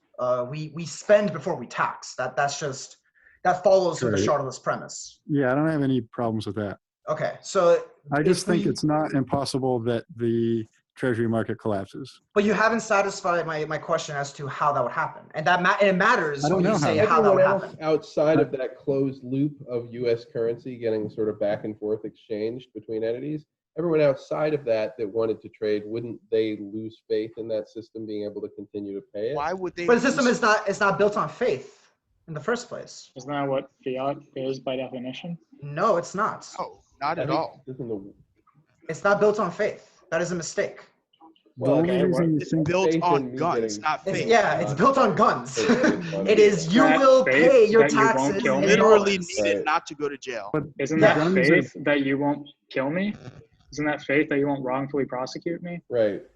I mean, you could argue I mean, about the details of enforcement. Wait. Can I please ask that question again? Isn't you having me paying because you have a gun the other side of the coin of I have faith that you won't shoot me if I follow your orders? You have faith that I will put you in jail if you don't follow my orders. It's faith either way. Sure, Mm-hmm. but sure. No, but I think you're doing kind of a sleight of hand there, because what the faith that you were talking about, Not the same kind of faith that Mike. yeah, like you're just saying Talking that about faith reason. You're talking about. He was talking about the faith in the government not defaulting on it. Yeah, that's not how the I system think is they're the run. same. I think that they're the same. Like the Yeah. guns are being paid for with the currency that's potentially worthless. So if the If- people holding the guns don't assign a value to the currency, then they won't enforce it. I mean, Right. look, if every You're single, saying if the every single, state will collapse and won't be able to put people in jail, exactly, then yeah. then yeah, but the state collapsed, and that's kind of But that's like you have to give some explanation of why that's Every a concern state- that we if should be the having. only, I don't know the only way future, the right? Treasury market collapses is if the state collapses. I'm okay I with don't it. think that's true. Yeah, like I mean, Yields could The go up. scenario you're Wouldn't it make it laying out- more likely that the state would collapse if it's over leveraged? Yields used to be at 17%. No. They can go there again. Paul, Japan is nowhere near close to collapse. I'll put it that way. Well, Japan has no, they have I no have to charge military my there. AirPods. Be right back. Ended. They're a protectorate of the U.S. That's fine, but even It's the under same that issue with context, like this is what, from what I'm understanding, the things that Paymahn and Mike are bringing up is they're saying is that there could be some external events where we lose entire control over the political system, meaning that the state itself collapses. No. Could that happen? Could that That's happen? not- Yes, it could happen. That's But I not a don't think- prerequisite. I- The Treasury can you yields lay used to out be a- at 17%, and we didn't collapse. But I It explained, could go but I there also again. explained that the Treasury yields going to 17% wasn't a result of market action, it was a result of Fed action, and I But demonstrated they that. could go there from market action. No, they cannot, and that is it. There's a reason But why. the only reason you're saying is because they haven't yet. No, but there's a reason why they haven't. What's that? The reason is that Fed action. So the Treasury bond market is regulated by the interactions between the Federal Reserve and the Treasury Department. Only And the, so- the short end. On the secondary markets, even if you want to talk about the secondary markets as being that qualitative different, I don't think they are in the terms of this conversation. But even if you want to talk to them as being qualitatively different, the secondary markets are totally relevant for what happens in the short end, like you were describing. So the Federal Reserve, I'll put it this way: if China, which has $2 trillion of worth of government bonds, if they decided to just dump those bonds into the market, and that would, you're right, that would cause a collapse of the bond price, which would skyrocket interest rates on a market level, on a secondary market level. There is True. nothing that would stop the Federal Reserve from buying up $2 trillion worth of bonds. There's nothing that would stop them from doing that. And unless you could demonstrate to me what would stop them from doing that, then I don't know how to argue. I don't know what else to say. Nothing would stop them, but that doesn't mean those actions won't have bad consequences. That's a different argument. That's a different argument. You're now segueing into an argument of unintended consequences. You're segueing into an argument about other stuff. But that's not the same. That's not what we're arguing here. I'm sorry. I'm saying in terms of the actual market, Treasury market bubble. Yeah. I'm saying that I have not heard yet from either you or Mike any reason to believe that there's a Treasury market bubble. Well, I think the fact that they kept the interest rate at 0 for like 10 years just means that they're not following supply and demand for the Treasury bonds in that secondary market. It's They're because just setting it to what they want. it's because Right. And because so that's the it's- nature of it. That's the nature of the That's the system. nature of it. But that means that you're fixing the price regardless of the supply and demand. Right. That doesn't work Mike, anywhere. Mike, And What do you think the Treasury bond is? It's not a commodity. It's not gold. It's not iron. It's not to be it's still traded. subject to supply and demand. No, in this case, it is not. The natural rate of interest Everything rate. that's got They a have to price print is it set on by paper. supply and demand. Mike, They the need natural electrons to make the it. natural rate of interest in a fiat currency regime is 0. Uh, That is the I don't- natural rate of interest. If you don't accept that premise, then I mean you're Can you just explain denying. it? Okay, Well, hold on. Let's try to make a simplified example. Sure. Okay, have you guys heard of like the mother and father and 2 kids, and that's like the only agents in our universe. Okay, now, okay, so the mom and dad are the government, and they give each of the kids $10. Okay, and yeah. so This is Krugman's example too. yeah, child number 2 asks child number 1, "Hey, can I borrow some money?" Do you think child number 1 would give it for free, or would they charge for interest? Maybe they're stupid. I know what you mean. So. I would ask- They're I economically would ask- rational. I would ask where are the parents Yeah. getting the money from? Put that Economically aside. rational The children. claim was, hold on, the claim was in a Sorry. fiat world, the natural interest rate is 0. So I painted, I think, the simplest possible fiat world, and I'm asking, do you think the interest rate will be 0? Okay, Paymahn, let me explain your confusion. So when I say that the natural rate of interest in a fiat regime is 0, I'm making a theoretical claim. And the reason why it's a theoretical claim is because the value of fiat currency is unfixable, meaning it is infinite. right? So the government could do The infinite value number of dollars. The government today So the value is zero. could not print infinite. exactly. So it goes to, it just snaps to zero on a theoretical basis. Okay, so Now, then theoretically, child number one would loan it for free because money, fiat currency has no time value. exactly. $1 now is worth the exact same amount as $1 the day after I die. That's a slightly different take from what I'm saying. That's the idea of the time value of money. That's Well, like the core premise of it. I understand, but the okay, the reason why, and we saw this what happened after 9/11. So when 9/11 hit and the system froze for a day, interest rates went to zero. Okay. Yeah. Okay. To me, all right, when you observe what actually occurred there, is you see that left to its own devices, meaning left without Fed action, which in this case would be the mom and dad, you do not have a price for something that is in this context infinite. Okay, something that is infinite by definition does not have a supply curve. Or the supply curve is Yeah, there's just some weird. supply curve math is shit not that it's happens. not going to be it's not going to fall along some kind of supply curve where you're going to meet some price. Yeah. It's just going to be It's just flat. gonna be at zero. It's going to be at zero. So that's what I'm saying, that on the theory level, the interest rates value of fiat currency is always going to be zero. But why What doesn't makes that it, hold up in my simplified example? because in your example, you're talking about what occurs in terms of market actions. In market actions, there is a price because at The any interest- given point, Interest yes, is a market action. agreed. But in every given moment in history, there's a certain amount of liquidity in commercial banking. There's a certain amount of bonds in the market, a certain amount of financial assets in the market. And in that sense, yes, there is a price for it. But the way you account for that price in the Treasury market and the federal funds rate is that every instance of Fed action is actually propping up the price of the price of money in this case. Every Fed action that occurs, including putting anything to 0.25%, 0.35%, whatever value you want, is always going to be propping up, not propping it down, because there is no market equilibrium value the way Mike is assuming, where there's market. It's not there's that I'm market, assuming. It happens every day.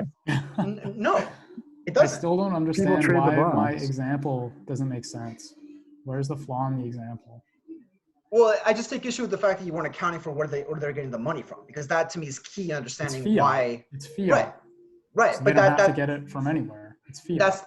that matters in determining Mom and what dad the will natural hit value you is. if you don't Exactly. accept it They'll as be right money. back again. I'm sorry, what? What did you So say? it's the money is fiat. I just said I'll be right back. Okay. The money is fiat, and I think you claimed earlier. Maybe I misunderstood your claim, but I think you claimed that in a fiat system, the interest rate is zero, naturally zero. It's naturally zero. Right. Not that Okay. not that, So yeah. okay. So I'm trying to build the simplest fiat system. Okay. Okay. So we start with two parents, and they will currency into existence. Okay. Right. They can just remember it in their heads, right? Because it's not that much. Mm-hmm. Right. And then you don't need like any actual resources. You don't need pens to write on paper. You can just will it into existence because it's just like 10 per kid. Okay. And so then Bob goes to Jane and says, "Hey Jane, let me borrow 5 units." And then there's like it's just a few numbers kept in the heads of the parents. There's no extra anything. It's fiat in its simplest form. There's no laws, there's no regulations. Would Jane lend Bob 5 units without interest? It's a Jane fiat is system. giving up control of those 5 Yeah. units, so there's a What can cost they use the associated with unit? that. What can they use the units for? To pay taxes to the parents. Okay, Get then- food. I'm not sure I understand. They have to pay, and they have to pay. So you're saying they earn a certain amount of those units within a given time period, and then within that same time period, they have to pay a certain amount of taxes. And if they don't have those units, that would be problematic. Or like, are you like? Yeah, adding I'm all- not really understanding what the. Because if you don't add all those things there, then it's not clear what the Yeah, there's this tax system, and if you don't pay your taxes on time, then You get beaten. You get the Yeah. belt. yeah, you get the belt. And yeah, okay, so you can spend these units to avoid doing chores, for example. You can spend these units to buy yourself a PlayStation if you They want. have some value to a kid. Yeah. Yeah. Well, then yeah, you would. So Jane would loan for free. No, not for free. Okay, Because so he then can use it for other things. so then is it false that in a fiat world the natural interest rate is zero? If I just constructed one of those examples where the interest rate is not zero, did I find the black swan? No, but you added a bunch of conditions on top. Yeah, I would say that. So then that idea doesn't apply to actual reality because there's a whole bunch of other conditions too. Yeah, I would say that your model is just very, very incomplete. You would have to. Yeah, apply it's to purposefully reality, simple. Right, No, but I think. Adrian was never saying like. This is a paper by the Warren Mosler guy that says the natural rate of interest is zero. Yeah, he actually does I think a good job explaining. I His wish he could website went summarize it down, in but a I found tweet. a cache.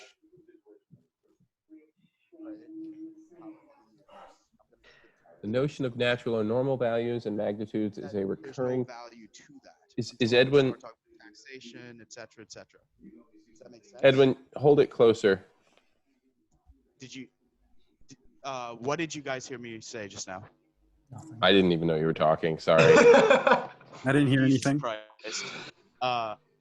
Well, I was just saying that when Adrian said that the value, the What? actual value, when Adrian said the value of, let's say, fiat bonds before anything else is zero, and anything the government's doing is to prop it up. You guys can hear me, right? Yeah, sort of. Well enough? I don't want to Yeah, keep that's going. well enough. You just talk. What right if you take that microphone out of your ear and hold it more like seriously? How's that? Yeah. That's Yeah. way Do it. better. That's better. Okay. So I'm just saying that when he said theoretically the value is zero, he wasn't talking about a world with the constructs that you put in. That's all. So you're talking about the world with like the actual reality of this world with all these extra constructs. Yeah, but even he more says complicated. actually read the paper Way to that think Paul about it. read the paper that Paul put on there. Right there, he says, and while many economists reject the very notion of natural itself, this paper argues that in general there are significant instances in which natural magnitudes do apply to the economic system, and specifically that the natural nominal risk-free rate of interest is zero under relevant contemporary institutional arrangements. That's a lot of qualifying. They're making quite a bit of qualifications there because it's very specific to the system we're talking about. If I could just interject with a weird non sequitur. Well, it's going to sound like a non sequitur, but it is relevant. There's certain notions of sort of ideal market valuations that might be available if you have certain computational resources that are currently unavailable. So like running a market on a quantum computer, you could represent a much wider range of sort of variables could be represented in the valuation of a particular stock price or something than could ever be represented classically. And so you're not dealing with this influx of, or this constant sort of turnover of approximate valuations by lots and lots of people, and they come to a collective agreement. You'd have everything represented somewhat instantaneously. I mean, you could do all sorts of weird stuff in quantum mechanics. You can seemingly violate causality, and you have backwards causal stuff and faster than light stuff and all sorts of weird things. The problem is that just because I can technically construct in physics, I can construct a perpetual motion machine as long as it's a superfluid, as long as it's kept at near 0 Kelvin, it actually will perpetually run. There's this lambda point you got to get below. But all these other factors are involved in keeping it that cool to make it theoretically perfect, so that it will actually, for example, you can have zero resistance. You can have a current stored in a loop It'll just go forever. Right. This is So a good what I'm analogy. wondering is just because a system exists in physics, and just because or in whatever physics you're dealing in economics, Under ideal conditions, you mean? right? Like it doesn't. So ideal that they actually reaching the ideal costs something, and suddenly when you factor the costs in, then it's no longer a free system. It's not. There's going to be interest, for example. Yeah. Yeah, but it's just that we've had this system for how long now? Well, No, we're again, talking about that's the the zero black swan interest argument. natural thing. well, this is what I would say. This is what I would say. Is that the issue with economics as a discipline in general is that, you know, when you read the actual history of economics, how it developed, all of the models that have been constructed, especially in the classical era, were operating under certain assumptions that may have applied in certain, like you said, ideal theoretical perspectives, and they also didn't take into account certain things that came later, such as fiat currency, right? They didn't take into account black swans. Sure. But They you never can't. do. That's Sure. literally why it's a But- black swan. Yeah. So that's exactly the position that Mike and I are taking is, what if there's a black swan? Well, modern But the thing monetary is, You theory should works. assume Even there if it's will just be. not ideal. Your currency You- can't you- account for a black swan. Like your What? model can't account for a I'm black not swan. saying it can, but I'm just saying MMT doesn't make sense. Well, the precautionary Wait, principle it has can be this, applied like, to this- economics. Wait. So you're saying your model doesn't account for a black swan. I don't know the Our perfect model model. doesn't account for a black swan, Yeah. but MMT doesn't make sense. I'm confused. I don't necessarily have my own economic model to Yeah. So counter it. it's I'm not just saying necessarily. I don't accept the axioms as presented so far. It's specifically Well, okay, some of the wait. models I'm hearing here, or the model I'm hearing here, is one that specifically it sounds like it's ignoring the possibility of a black swan. Yeah, So that's a really good point. that's yeah. extra. Well, so here's what I would say. The point that I was making originally is that in what MMT has attempted to do, what MMTers, the academics involved, have attempted to do, is go outside of the strict limitations of the economics discipline, where they actually look at the legal literature, for example, like what in the actual law that allows the entire monetary system to operate. They go to anthropology, they go to history. It's quite interdisciplinary. And the advantage of doing that is that you end up with having models Paymahn, you're that muted. map on closer to Yeah, I'm just gonna smoke some reality. weed. Go for Nice. it. I got some Jack Daniels in here, so but it'll map out closer to our contemporary arrangements than any model that was created in buttfuck 1849, where the assumptions are erroneous. And the reason why I'm pointing this out, I'm not claiming that you guys are proponents of the other models, but the reason why it's important to frame it this way is that MMT is largely a reaction to the models that preceded it, and that's That makes important to sense. recognize. So it just to finish up really quickly, if you look at Sure. what Peter Schiff was saying, right, and what a lot of the Ron Pauls were saying in 2009, 2010, is that we were going to get, you're going to get hyperinflation as a result of the Obama era QE and stimulus. You're going to get dollar debasement. You're going to get interest rates hikes, and it didn't happen. And Reagan thought when the debt hit 90 billion. Yeah. 90 billion. we would Yeah, get so hyperinflation. you have to. So Hold on, 20 I think the super- purchasing power of the dollar has fallen quite significantly. That's irrelevant. That's, but that's That's what relevant dollar to the debasement is. completely irrelevant. Completely irrelevant. Well, just to respond to Well, your point, so they were Adrian, like, sort of right, though. But wait, think just it's to a finish. good- Just to finish. The reason why I put all that up is because I want to contextualize the way MMT has developed as a sub-discipline, right? So it's largely a reaction to previous models. Okay, go. Sure. So, like, I think that's good that they're trying to draw from other disciplines, history, anthropology, stuff like that. But there's no matter how much you do that, you will never get a mathematical model that is perfect, that will always model reality. You'll constantly find little things that are tweaks that are wrong with it and need to continue that forever. And Yeah. So That's academia, not man. complete What can I tell you? now, right? So just by definition, it's not complete right now. Sure. Yeah, I agree with that. Um, It's a work in progress. So Paymahn well, just sent this. I already don't accept some of the axioms. So like, I don't think it's the interest rate being 0 is a natural thing. Like, Paul, now look up the GDP per capita of the United States, and then I'll tell you if that matters or not.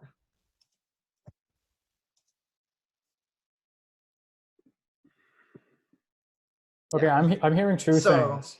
One is Dollar MMT dollar as value a doesn't matter to me. description. MMT as Yeah. a description of how the system works, and I also hear that okay, we can actually describe the system. So now let's make inferences about Yes. how to optimize from these. Yes. Okay, so I guess I don't want to speak for Mike, but I think I'm going to say something that he agrees with. I think both Mike and I are saying is, okay, you have an explanation of the past, but we don't think it's a good model of the future. It's a good way to model how we should behave in the future. yeah, I would Okay. say But that's, I feel like you guys are agree, both. because whether you can infer things directly relates to whether you have the correct knowledge, right? Like whether it relates back to the problem of induction, right? If there's something that can come along that's never been in the model, it will take you off guard, right? They're So almost your certainly always inference will be. isn't going to be a valid thing to do. But I feel like that's a premise. That's a Can I say premise that you're something? taking as a priori. Yeah, sure, Edwin. Sorry. So I think if that's true, what your critique of this model is probably true of every other. Yeah, it's a critique of academia in itself, as all models. Sure, but you know, I mean, What would stop me from saying the same thing about what the Austrians say, or what the post-Keynesians say, or what Let's the just say a black they're swan not event. saying Let's that just say a there's black a swan giant event, right? institution at the top that's going to centrally plan stuff about the economy. Like that has real costs on people's lives, right? Like if there was a debt default and they had to print their way out of all the bad loans, like that's going to hurt people's lives, you know? hold on, but Mike, can I say, what about a society where there's a pandemic, but the government's constrained by the gold standard? excellent, Is that a excellent point, Is that Edwin. a black swan event that you would account for in that other model, where like centralization? No, I don't think we would specifically account for the pandemic. I think the idea is that other models are more resilient. Yeah. Show me how. Oh, not leveraging yourself out quite so far. I mean, it sounds like Right. MMT is encouraging you to specifically, you know, that chain of IOUs. It would be to take something like that all the way to as far as it would go without falling apart. What do you Which mean I by can- leveraging yourself? Because MMT isn't about leveraging yourself; it's about capacity utilization, right? Well, when you're theory- saying like it doesn't matter if we're deficit spending, you're creating more debt, and the debt is leverage. No. But Feeling there's a out your new misunderstanding. capacity is part. You're saying you can either determine that beforehand and just print the right amount of money to fit your capacity, or that you'll only ever be able to print as much money as your capacity will hold. And I would say neither of those would be true. You can't tell beforehand, and you should be cautious. Saying that. Well, Okay. I'm not saying any of that, Paul. I'm saying Well, like but capacity it has to be utilization. one or the other. Yeah. It doesn't, because like if you're talking about planning, being like, oh, we're going to allocate this money towards to make sure we utilize our capacity. It depends on like, because there's left-wing MMT and right-wing MMT, right? But some people say like a jobs program, not a federal jobs guarantee as Bernie Sanders calls it, but like if you lose your job, the way we make sure that people remain employed, if you lose your job, the government has like a low-wage job that doesn't compete with the private sector that's available for you. Oh, Right? so you're coupling the money like that's getting printed to the value getting added. You know how much it's value an automatic it is. stabilizer That for makes some unemployment. sense. I gotcha. It's an automatic stabilizer for unemployment. So the government wouldn't actually be like printing the money. You'd have to be able to figure out how much. Setting up. Like well, no, Paul, the system, a jobs guarantee. Yeah, a jobs guarantee would be automatic. Right, Correct. and So it a would jobs be a guarantee, it's a little like, like how subway systems are often, I think I've mentioned this on the podcast before, but like the way subway systems are often a government program, part of the reason for that is the risk that you take on as an institution when you provide a service like that. If you're the government, that risk is less. It's harder to sue you. It's harder exactly to, the biggest exactly. insights in MMT. Exactly. And a lot of, I don't know, they're like basically unions. I don't know how else to put that. there's other entities, you mean, that prevent? No, like larger, it's like, you know, going to the moon or whatever. Governments can take on a lot more risk. Yeah, I mean, it's widely known that the private sector, especially we see this in the startup world, the private sector just is not willing to spend tens of trillions of dollars in R&D for something that could happen 10, 15 years. They want an ROI within 5 years. They want an exit strategy in 5 years. They want they want you to have a vesting equity plan for 5 years. So if you're the government and you don't have that worry because you're not looking for an ROI, then you have an inherent intrinsic advantage to be able to do a project like that, like going to the moon. Totally. I think there's a distinction here that ought to be made. Okay, so when I hear about MMT, I kind of associate it, which may be a false association in my mind, with you maximize how much you can spend, and it seems like it's based on productivity. You run it right to the limit. And then there's, I guess, two other options. One is somewhere else, right? So you leave some buffer. Anywhere and another else. is you don't do any deficit spending, right? So deficit somewhere in the middle or maximum. You kind of have three options to choose from. Well, What do you mean interpret by leave MMT some as buffer? maximum. Whoa. What do you mean by leave some buffer? I'm curious. Okay, so let's say the MMT formula, let's just pretend, is you can deficit spend 2 times your productivity. 2 times? Let's just pretend. It's just a theoretical model. Just make that Just up picking for some this example. value. It's Yeah. more like 10 or something, right? Is that Yeah. what they Order of claim it is? magnitude off. Well, no, Doesn't- I don't think he's it's just picking a actually number that, for but I the- mean Yeah, the it way doesn't MMT matter. argues. So you're just giving a theoretical model. Go Yeah. ahead. So if that's the formula, that's the maximum you can do. Well, you can either deficit spend 20 this year, or you can spend 19, 18, 17, 16, all the way down to 10. Right? And so there's kind of, in my mind, well, I guess you could have like 4 categories actually. You could spend 20 above productive capacity, but less than the max, right at productive capacity, or even less. So Yeah, you you could could just go save into it. debt a Okay, little okay. bit, go into debt maximally, I understand. not I change, understand. save maximally. I understand, and this is where the concept of savings desires comes in. So one way to understand the way depressions happen, or let's say recessions happen, is to understand them as a phenomenon of rising savings desires. So people are hearing in the news that people are losing their jobs. People are hearing in the news that the banks are going under, and they're worried. They're very worried. So what they do, I reject the premise. they won't go to a restaurant on a Friday night the way they would otherwise. Maybe they'll start saving some money. They'll stop spending on extra new clothes. Maybe they'll put that off for a couple more months.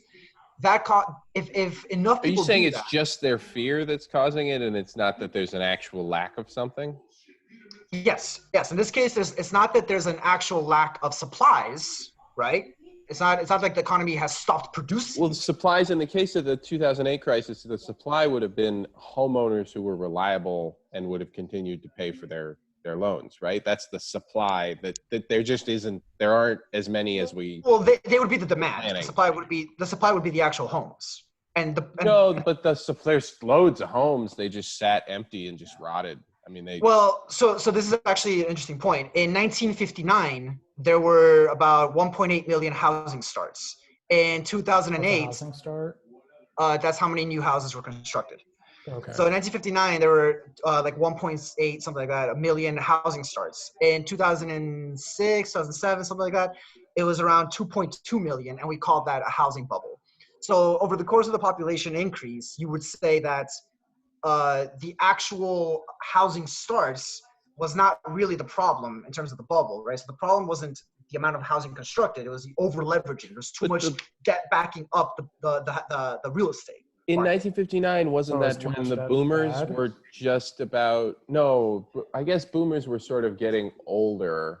I mean, not older, they were getting not children anymore. So like because that was a bit of hump of people. When I'm still thinking of the supply as the humans going into the houses, Right. there'd be a bunch of people, and so making a bunch of houses to have those people go into in that generational gap, they were entering the phase in life where you're buying houses. It may have made sense at that year to have what was it, 1 point? Well, no, I mean, if you just look at the graphs, housing starts have always been since the last half century, and you can look it up if you want. Sorry, is there something playing? Edwin, is that playing in your room? That might be Edwin? me. Oh, sorry. Go ahead. So if you actually look at the graph of housing starts, and if you want, you could Google this. You could actually take a look at it. What is it? Housing. Just look up housing starts graph. The point that it is better. Yeah. So. Which one do we want here? Go to Fred. Go to Fred. Fred. Okay. That's the Federal Reserve. Oh. Yeah. Yeah, their API is really nice. Yeah, I love their they do really good work there. So if you look at the housing starts right throughout here. Oh my God. This was right around, I remember, right around here, running through a field in Pittsburgh, Pennsylvania, and coming out and just seeing houses as far as it felt like I was standing on a cliff. It was probably just a bank, with the somewhere where construction was digging in, because I was like 6 or 7. I just remember seeing all these houses getting built. It was like my suburb again and again and again. And I remember distinctly having the feeling of like, well, how is this normal? Why are there all these new things that feel like a solid thing that's always there or always not? Why are they all getting built at once? Are there people who are going to be in them? And then 10 years later, it all collapsed. So yeah, I remember having that weird feeling. The reason why I bring it up is because to illustrate that it wasn't a housing bubble in that there were too many houses getting built, not enough people to buy them. There's probably too many loans getting given out for people exactly. who weren't able Not to only pay too them many back. loans, but also the secondary derivative markets that over leveraged, right? So you have the famous CDOs. They were kind of tricked and lied to about the values of the things. They took like good pasta, and then they mixed in feces, and then they said, well, this is like 2/3 good pasta. Eat. Yeah. And you're like, I don't want to. What? Exactly. Yeah. Okay. Yeah. The problem is that in the crisis, the good pasta drops at the same rate as the feces. Yes. Yeah. Okay. Well, I see that part of the. Yeah. Right, yeah. Your hedging and stuff like that's all wrong. You'll get a disease from 1/3 feces or all feces. You'll still get sick from that. But he's trying to say that it's a financial problem and not something in the real. Exactly. It's not a real resource issue. It was the over financialization on the back end derivative markets. And I think Mike would agree with me. What does over financialization mean, though? I think that's the thing that popped it for sure. But I don't. To some degree, like you can't easily separate those two things. Well, the regulatory regime was different, right? So in 1970, whatever year that was, where you see that giant. Is that from the movie? Yeah. What's that scene where he visits a house and the guy's like, "Hey, I've been paying my landlord, man. What, you saying he hasn't been paying you guys?" And then, what's the one where he investigates the floor to see? Is that the one? But yeah, anyway, it's just like clear that the at the ground level, the thing getting supported. Oh, we're gonna give out home loans to all these people. Everybody gets the American dream. We all get a house. The only way you can do that is if you know that people will pay back those over time. So it's not just pulling in more people, but specifically pulling in more people who have the means to. But that's not the issue. Loans. But that's not what made the housing bubble a problem. What made the housing bubble a true bubble was that on top of that was just levels of leverage. Like, I mean, Lehman Brothers had 40 to 1. obfuscating But- the fact that those were bad loans, right? Yeah, They were leverage hiding doesn't matter if the thing underneath the leverage doesn't change. You wildly increase the risk. Yeah, but if the thing underneath doesn't change, you're like nothing actually happens.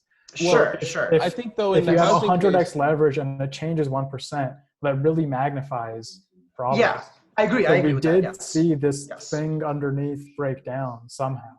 yeah, well, I mean, the thing about housing also, and this is like why real estate is like a mysterious thing. Like people will drive through a neighborhood and they'll tell me like, oh, this neighborhood, it looks like it's coming up but going down. And I don't have a sense of that. It's like when people say someone's wearing a suit really well, I don't have any sense of that. I don't know what that means, but other people do. I know they do. So it's real. It's a real thing. But in the same way, like, oh, this neighborhood's up and coming or whatever, I don't have a sense of that, but I know that that's a thing, that it's like a measurable metric that somehow you can amass that. And so the problem then is if you give out a whole bunch of loans and then people move into a neighborhood, your neighbors and their loan payback ability also kind of determines your housing. Yes. Yeah. And Oh, so, shit, so that's there was really a, cool. It's quite a network lot of effect. chains. Yeah, it's a lot of chain there. Mm-hmm. Anyway, that's just movie The Big Short is really good. It is really good. But There are Paymahn, funds that lever up to buy treasury bonds. Sorry, wait, what? I said there's funds that use leverage to buy treasury bonds. Use leverage to buy. I Yeah, guess that's good. there in are a some world that prints ETFs. money. Well, not just ETFs, but like, you know, say you know that the Fed is going to do its emergency action, right? You might be able to front run them. And so people take out a whole bunch of loans Oh, to buy okay, the treasury okay. bonds before they Right. do QE. Right, you refinance your mortgage and Sure. Is that that doesn't count as insider trading? You just know the government will do this particular thing after it hits a certain point. Well, they did it for the last crisis, so if we go into the crisis again, yeah, it wouldn't be unreasonable to assume they would.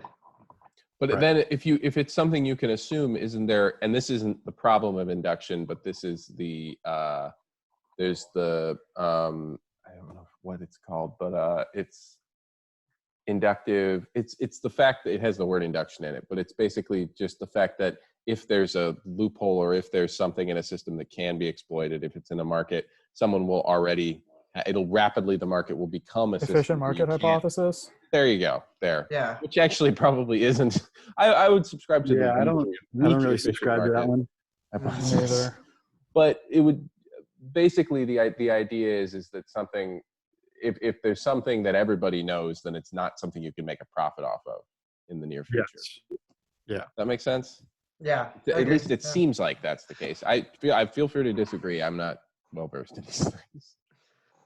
Yeah, I think if information moved perfectly, that would be true. Mhm. But there are things that I know that y'all don't. Yeah. And Yeah. boy. I think therefore the market is not efficient. But okay, because what I want to do is I want to get Mike and Paymahn, because Paul, you sound a little bit more diplomatic when it comes to this stuff. So I want Mike and Paymahn to accept the underlying axioms Sorry, here. dude. You will submit. Well, I can accept them for, like, hypothetically if you want to make a point, but I already don't. So But what I want to understand is what axiom do you not accept and why? well, I don't know if I have a good idea on what 100% of the axioms are that it's built on, but I don't agree. Well, okay, how about that- this? Do you accept chartalism? I don't know what encompasses that. I don't. So I think it's when you think you just have to fart. No, but- stop. Sorry. Paul, look up a definition of chartalism. I did. I had it pulled up here a while back. It's chartalism. There we go. Okay. Here, I'll read it if you guys want. Here, look.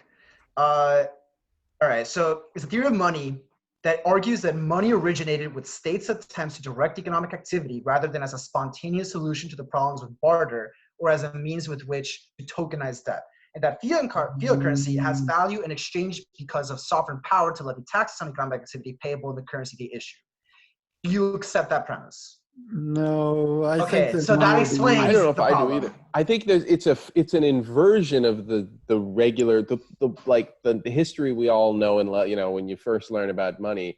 Now it might be nice as a criticism in order to figure out what actually the complex state, where money can't, what it really is somewhere in the middle. Maybe it makes sense to have this as a point of view, but I definitely wouldn't subscribe to this as a theory of money. Just there's no way Well, that I- if money is a medium of exchange and store of value, there's no way. You're real quiet, but try to get a little I'm closer. saying if money is a medium of exchange and a store of value, there's no way that one of those didn't exist before a state, right? Or I mean, Argues or it certainly, originated, but it's saying here it originated with states' attempts to direct economic activity rather than as a barter. Like the barter thing obviously physically literally came earlier than states. right. So I don't see how that could be true. Chartalism? Okay. Yeah. Yeah. I Okay. gotcha. I mean, it might be, it's just, it's like postmodernism or yeah, let's I just go also with don't postmodernism. understand Do why money chips has to have originate that states way for in when they order for trade? it to be true. Okay. That's a good, yeah, So- Paymahn has a good Adrian, point. do you understand? Adrian, can you hear me? Yeah. I don't understand why money has to originate that way in order for the implications of chartalism to be true. So look, I'm not going to go over. If that relates to modern monetary theory. I'm not going to go Right, it over could the have turned into entirety. that. I'm not going to go over the entirety of the anthropological evidence for this, because there's a ton of it. There's been a mountain of literature from historians of money. If you go back to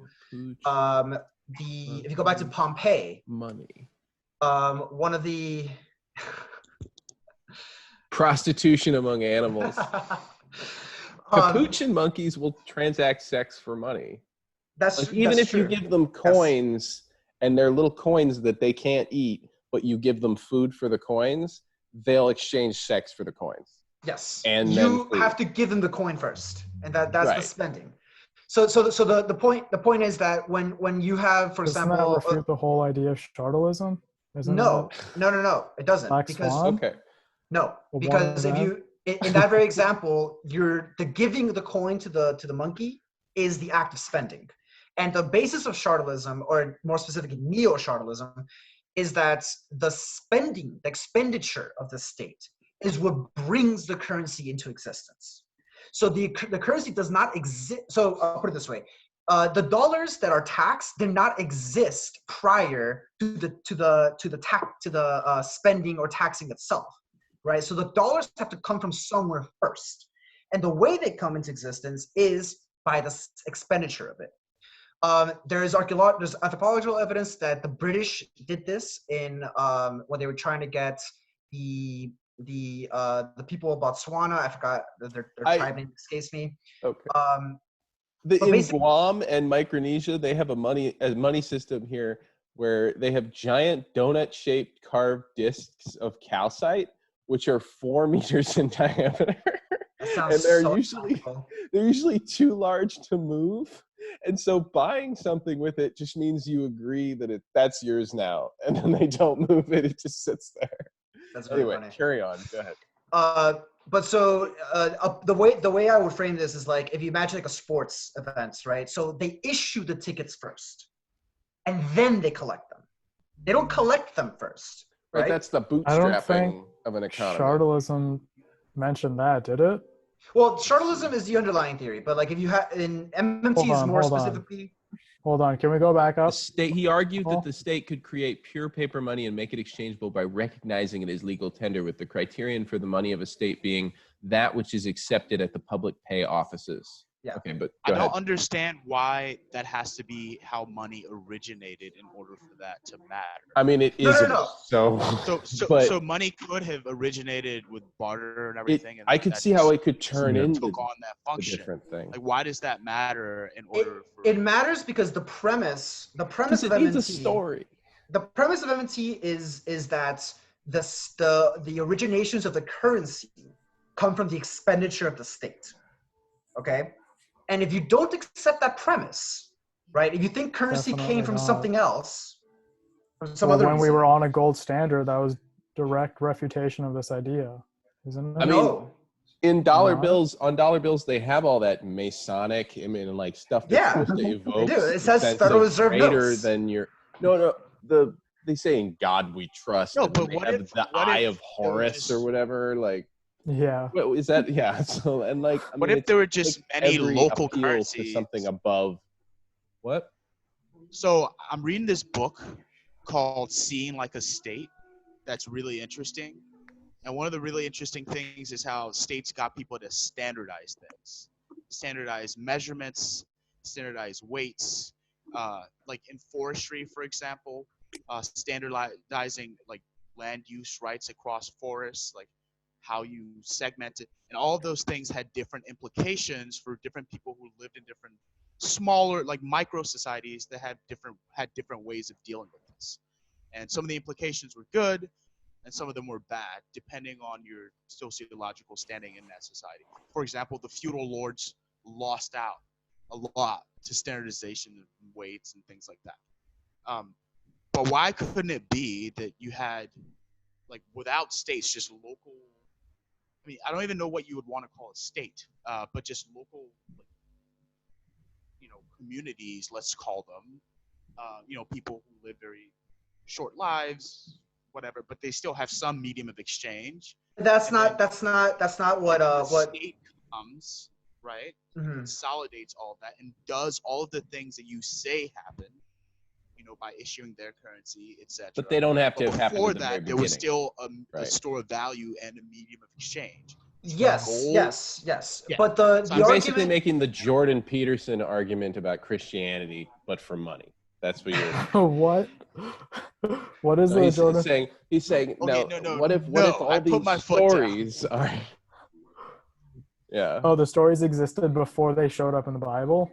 Well, that's one way to put it. Yes, yeah. And then he's saying, what if acknowledging them now forms a structure that now they have this particular role, whereas at the time they didn't necessarily have to happen the way they're told in the very particular. You know what I mean? It's for it to become like that. There probably was a historical Jesus, but he was probably 5 feet tall and very brown, and not exactly our current depiction. Maybe some of the books of the Bible not exactly accurate on some of the whole walking on water stuff, and maybe.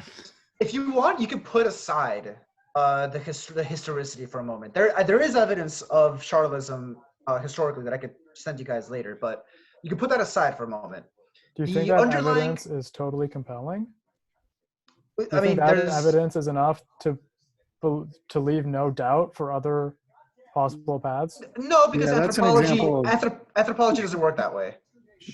Okay, so that's an example of the problem of deduction as well, because you could have a set of facts that that survived through history until now, and you could draw a set of conclusions modeling the past. Oh God, and then David as soon as you Graeber's discover the a one new ruin that contradicts the existing story, everything has to be reevaluated, right? So that's a black swan that you couldn't have predicted, right? But we're getting a little off topic. You guys love this black swan. You guys just read it or something, or? Yeah, I did actually. No wonder, because I'm like, this thing's like 10 years old. Like, why are you guys talking about it so much? I think it's a really powerful idea. Well, no, I don't disagree. The biggest black swan of the century just happened. So for the third time or something. Yeah. I mean, the problem of induction relates to every mathematical model ever. So it comes up also if you're just talking about a way to model the reality. Yeah, I guess I don't see how your criticisms of the MMT model wouldn't apply to just modeling in general. Oh, they do. Yeah, I mean, right. Okay, so throw out science. I don't know. I don't know what to do with that information. Well, okay, so you're trying to make a prescription, and you're leaving no room for doubt. You're saying no, MMT works. It for sure works. We can do this and take all of this risk. I'm saying we could do that today. What? I'm saying we could do that today. Yeah. Charlism Oh, sorry. argues that the generalized commodity exchange historically only came into being after the state was able to create the need to use its sovereign currency by imposing taxes on the population. I think So that's generalized totally commodity false. exchange historically only came into being. What is generalized? No, that's true. commodity That's actually true. exchange?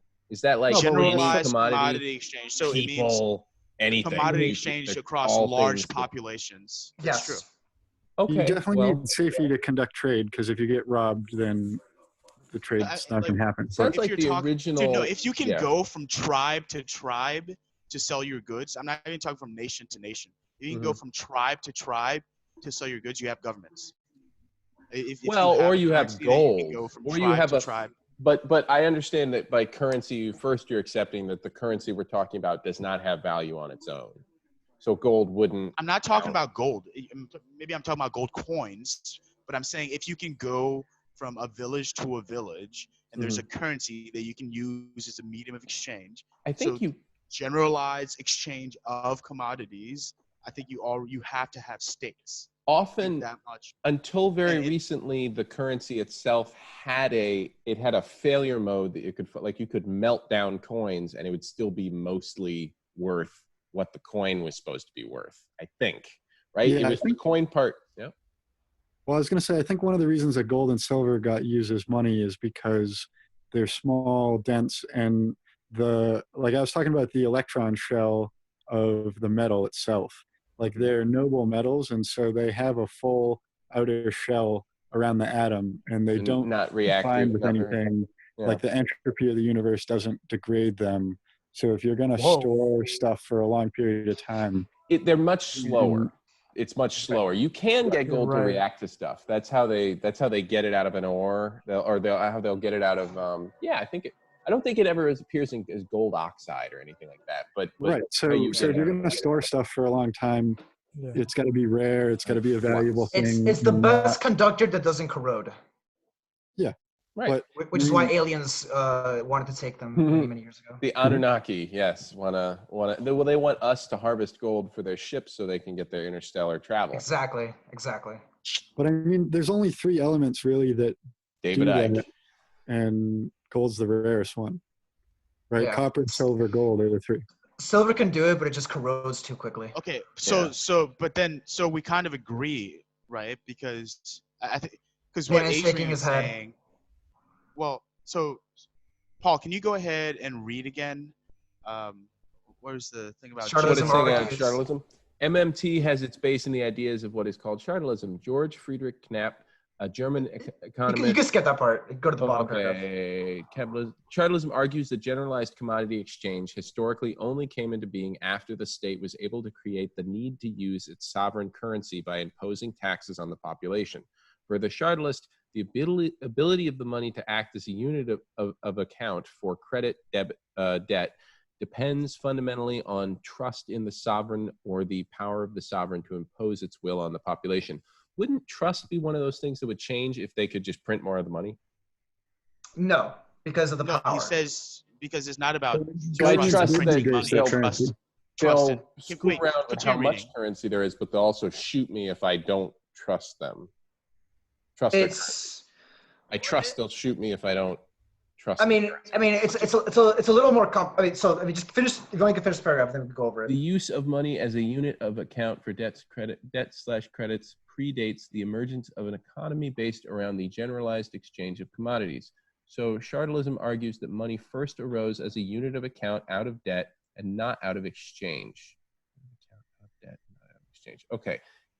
That just doesn't seem how my knowledge of money and where it started. But Keynes was very much, yeah. One thing I want to say is just because it's not physically printed on a printing paper doesn't mean they can't debase the currency. They would still take the 100% silver coin, mix in 20% copper, and reissue it, and that's the same effect.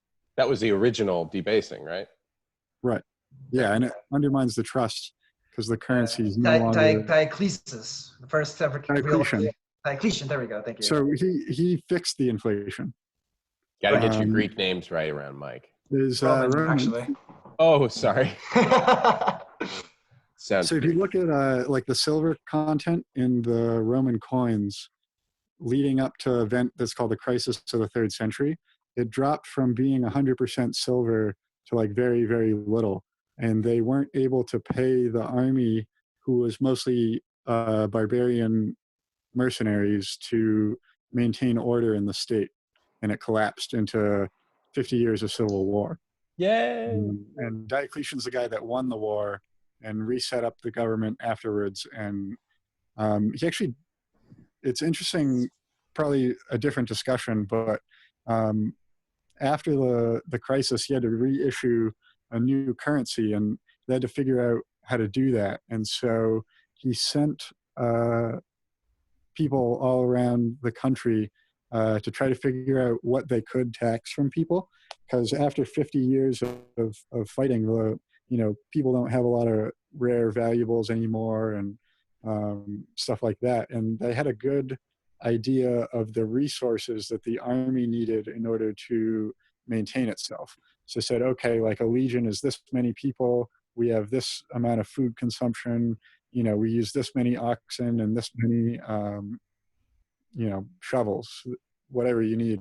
And they went around the empire and just collected whatever they could from people as a percent of what they needed to get the army, and worked out after the fact system where they said, okay, you paid like 1% of the resources to maintain the legion, so we're going to reissue the currency based on the supplies needed to supply the one legion.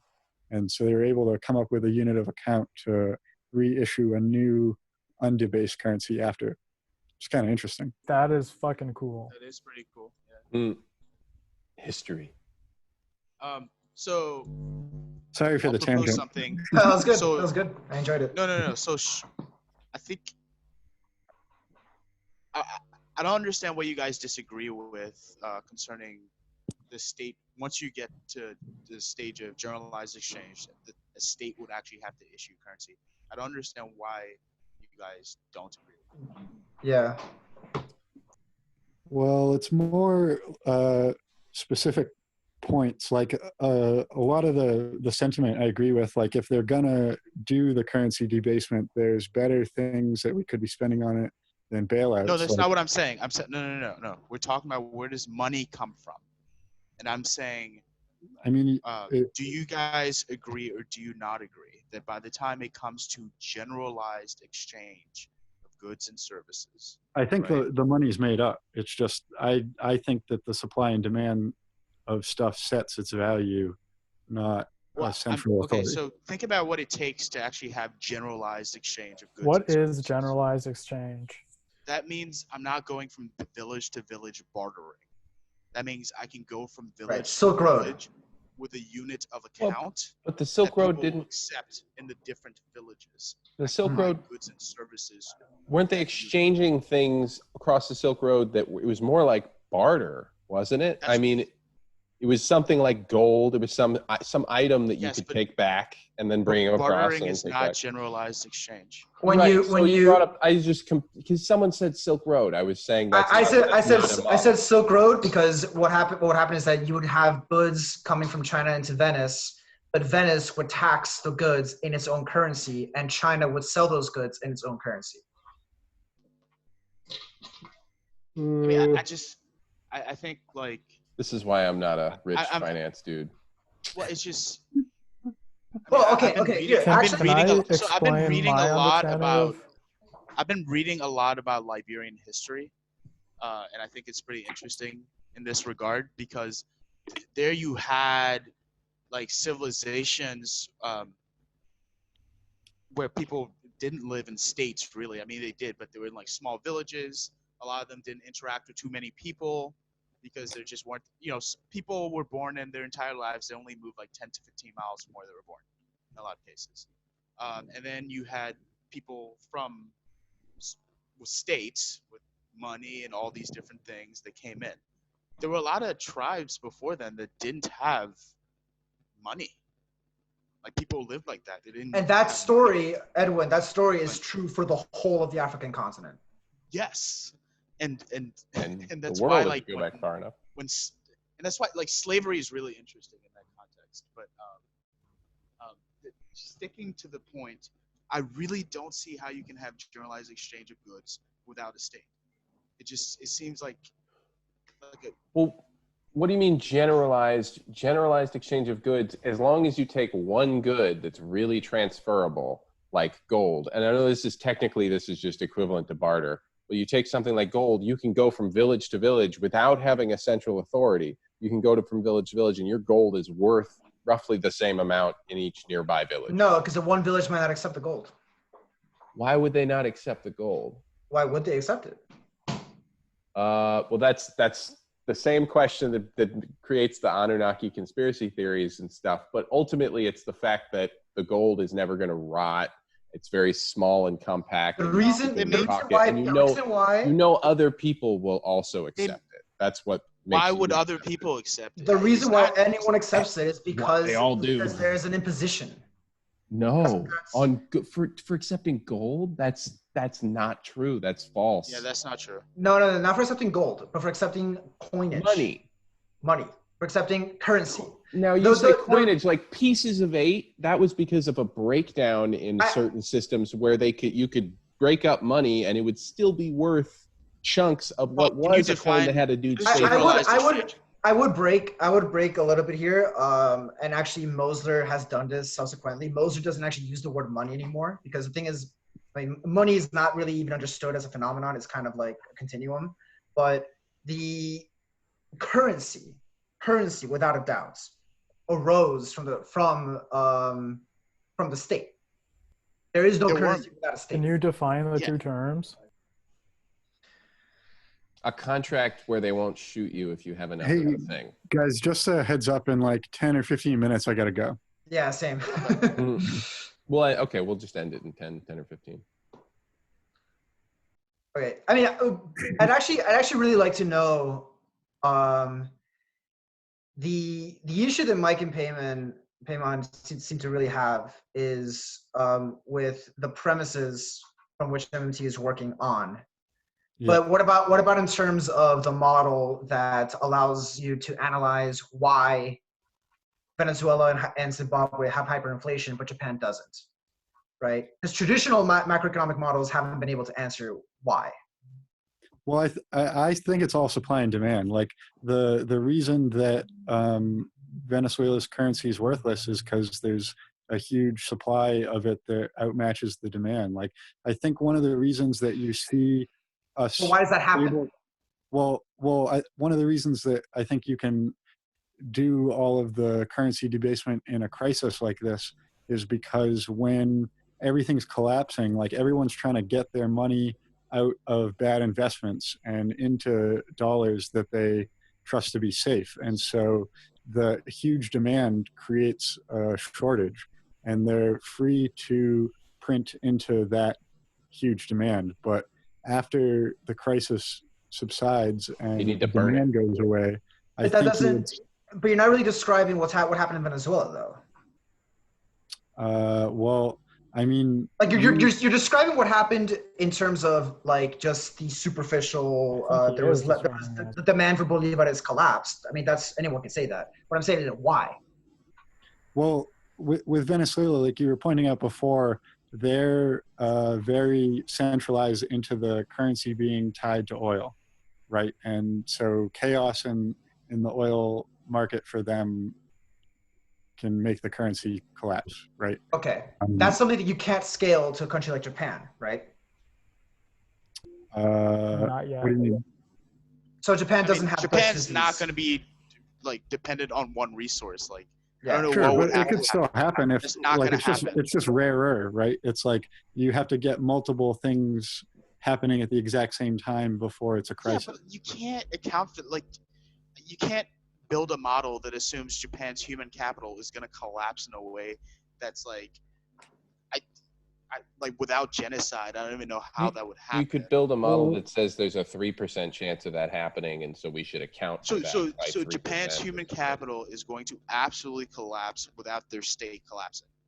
Well, it is because they're 3% mostly chance. old people, right? What? there's a crisis in Japan around the population demographics. demographics.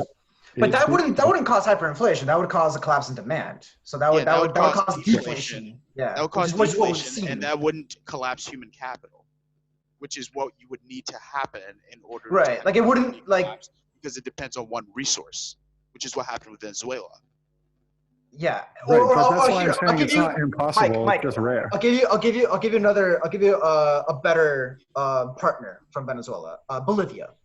So you take the regime of Evo Morales. Morales, he's a leftist, and he has these big plans for the poor in Bolivia, right? He wants to do social programs, literacy programs, housing, blah, blah, blah. Where does he get the money from? Well, he gets the money from nationalizing the hydrocarbon industry first. Upon nationalizing the hydrocarbon industry in 2007, he mounts on a permanent regime of current account surpluses. The government's budget deficit or surplus pays no respect to whether or not, let me rephrase, the government's ability to tax to fund their spending has nothing to do with their ability to fund said social programs. What funded their social programs, you want to call the funding, was their current account surplus, okay? So Bolivia always had a low tax regime. I think like 5% of the population pays like 90% of the taxes, which is typical for a third world country.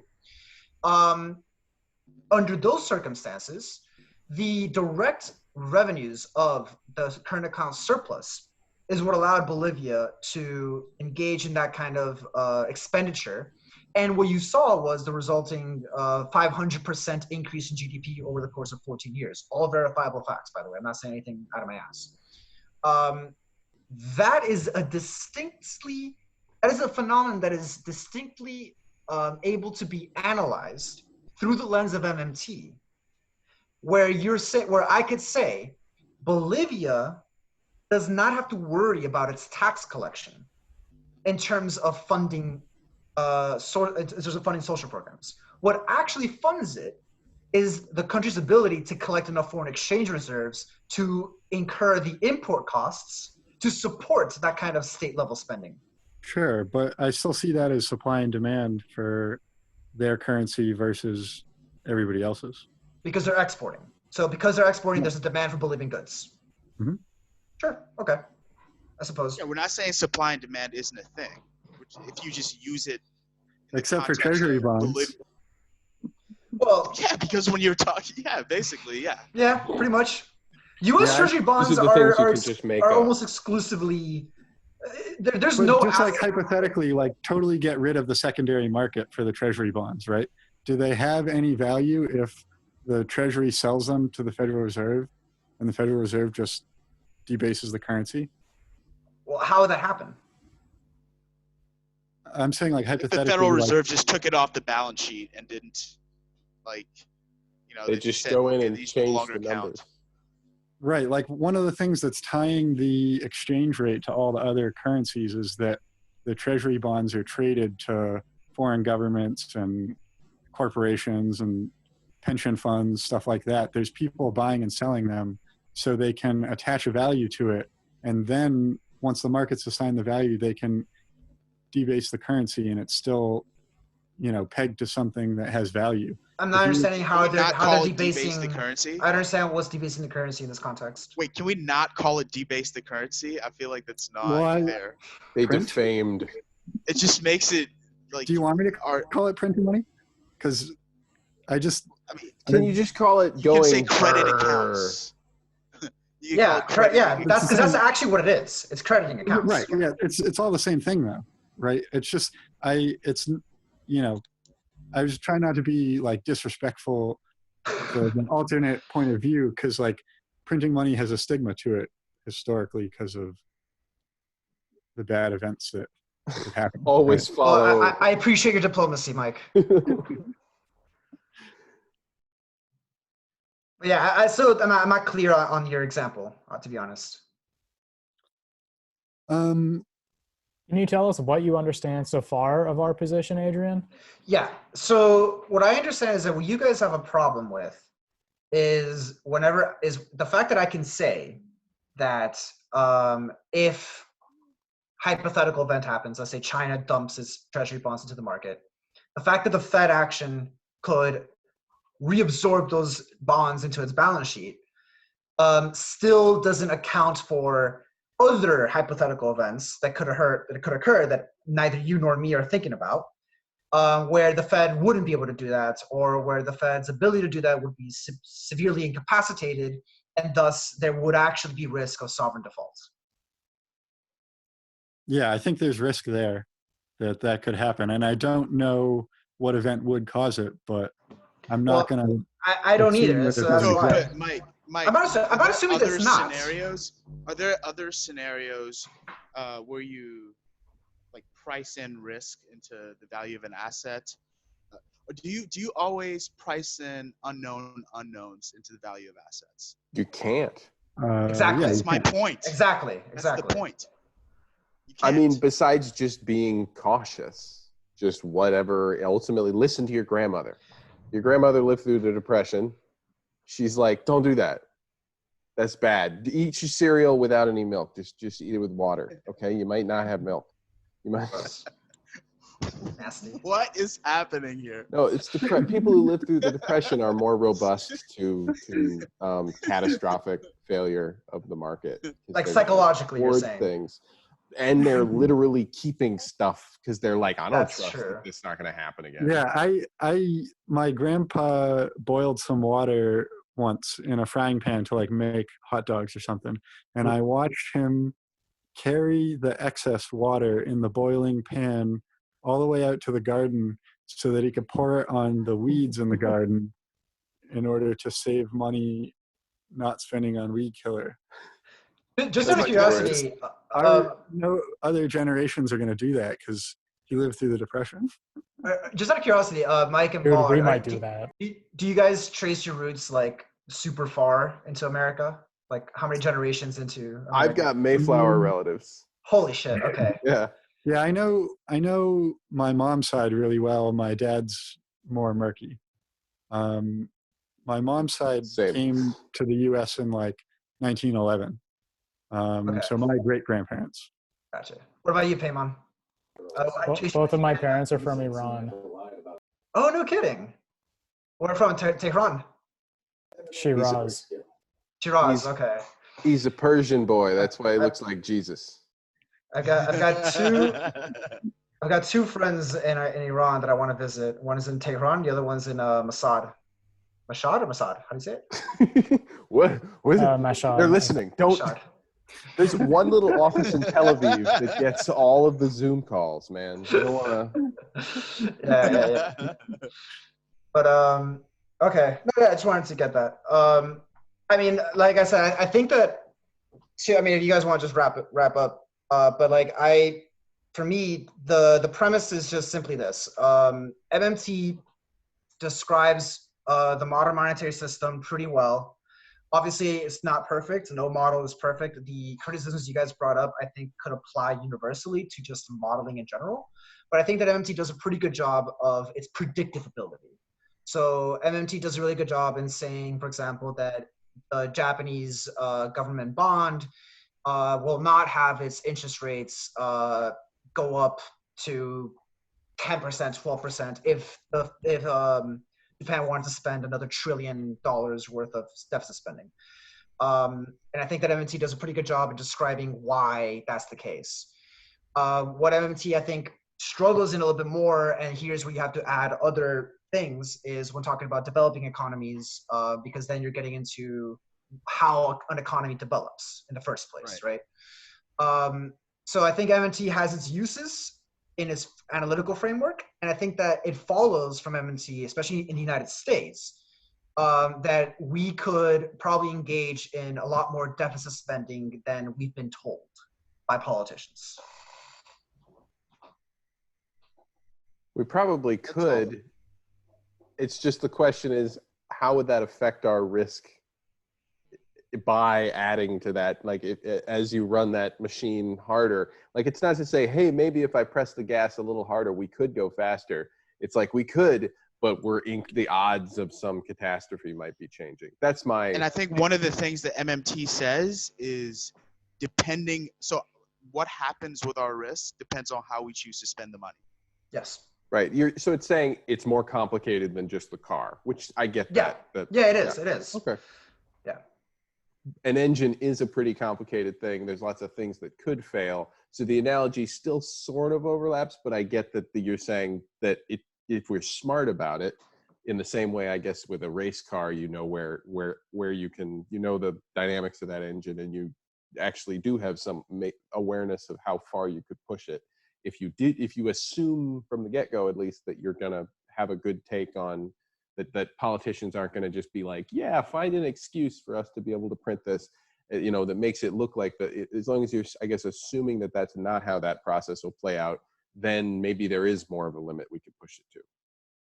And not just if we're smart about it, it's more if we're not absolutely fucking stupid about it. Because we have so that's much no guarantee either. Data.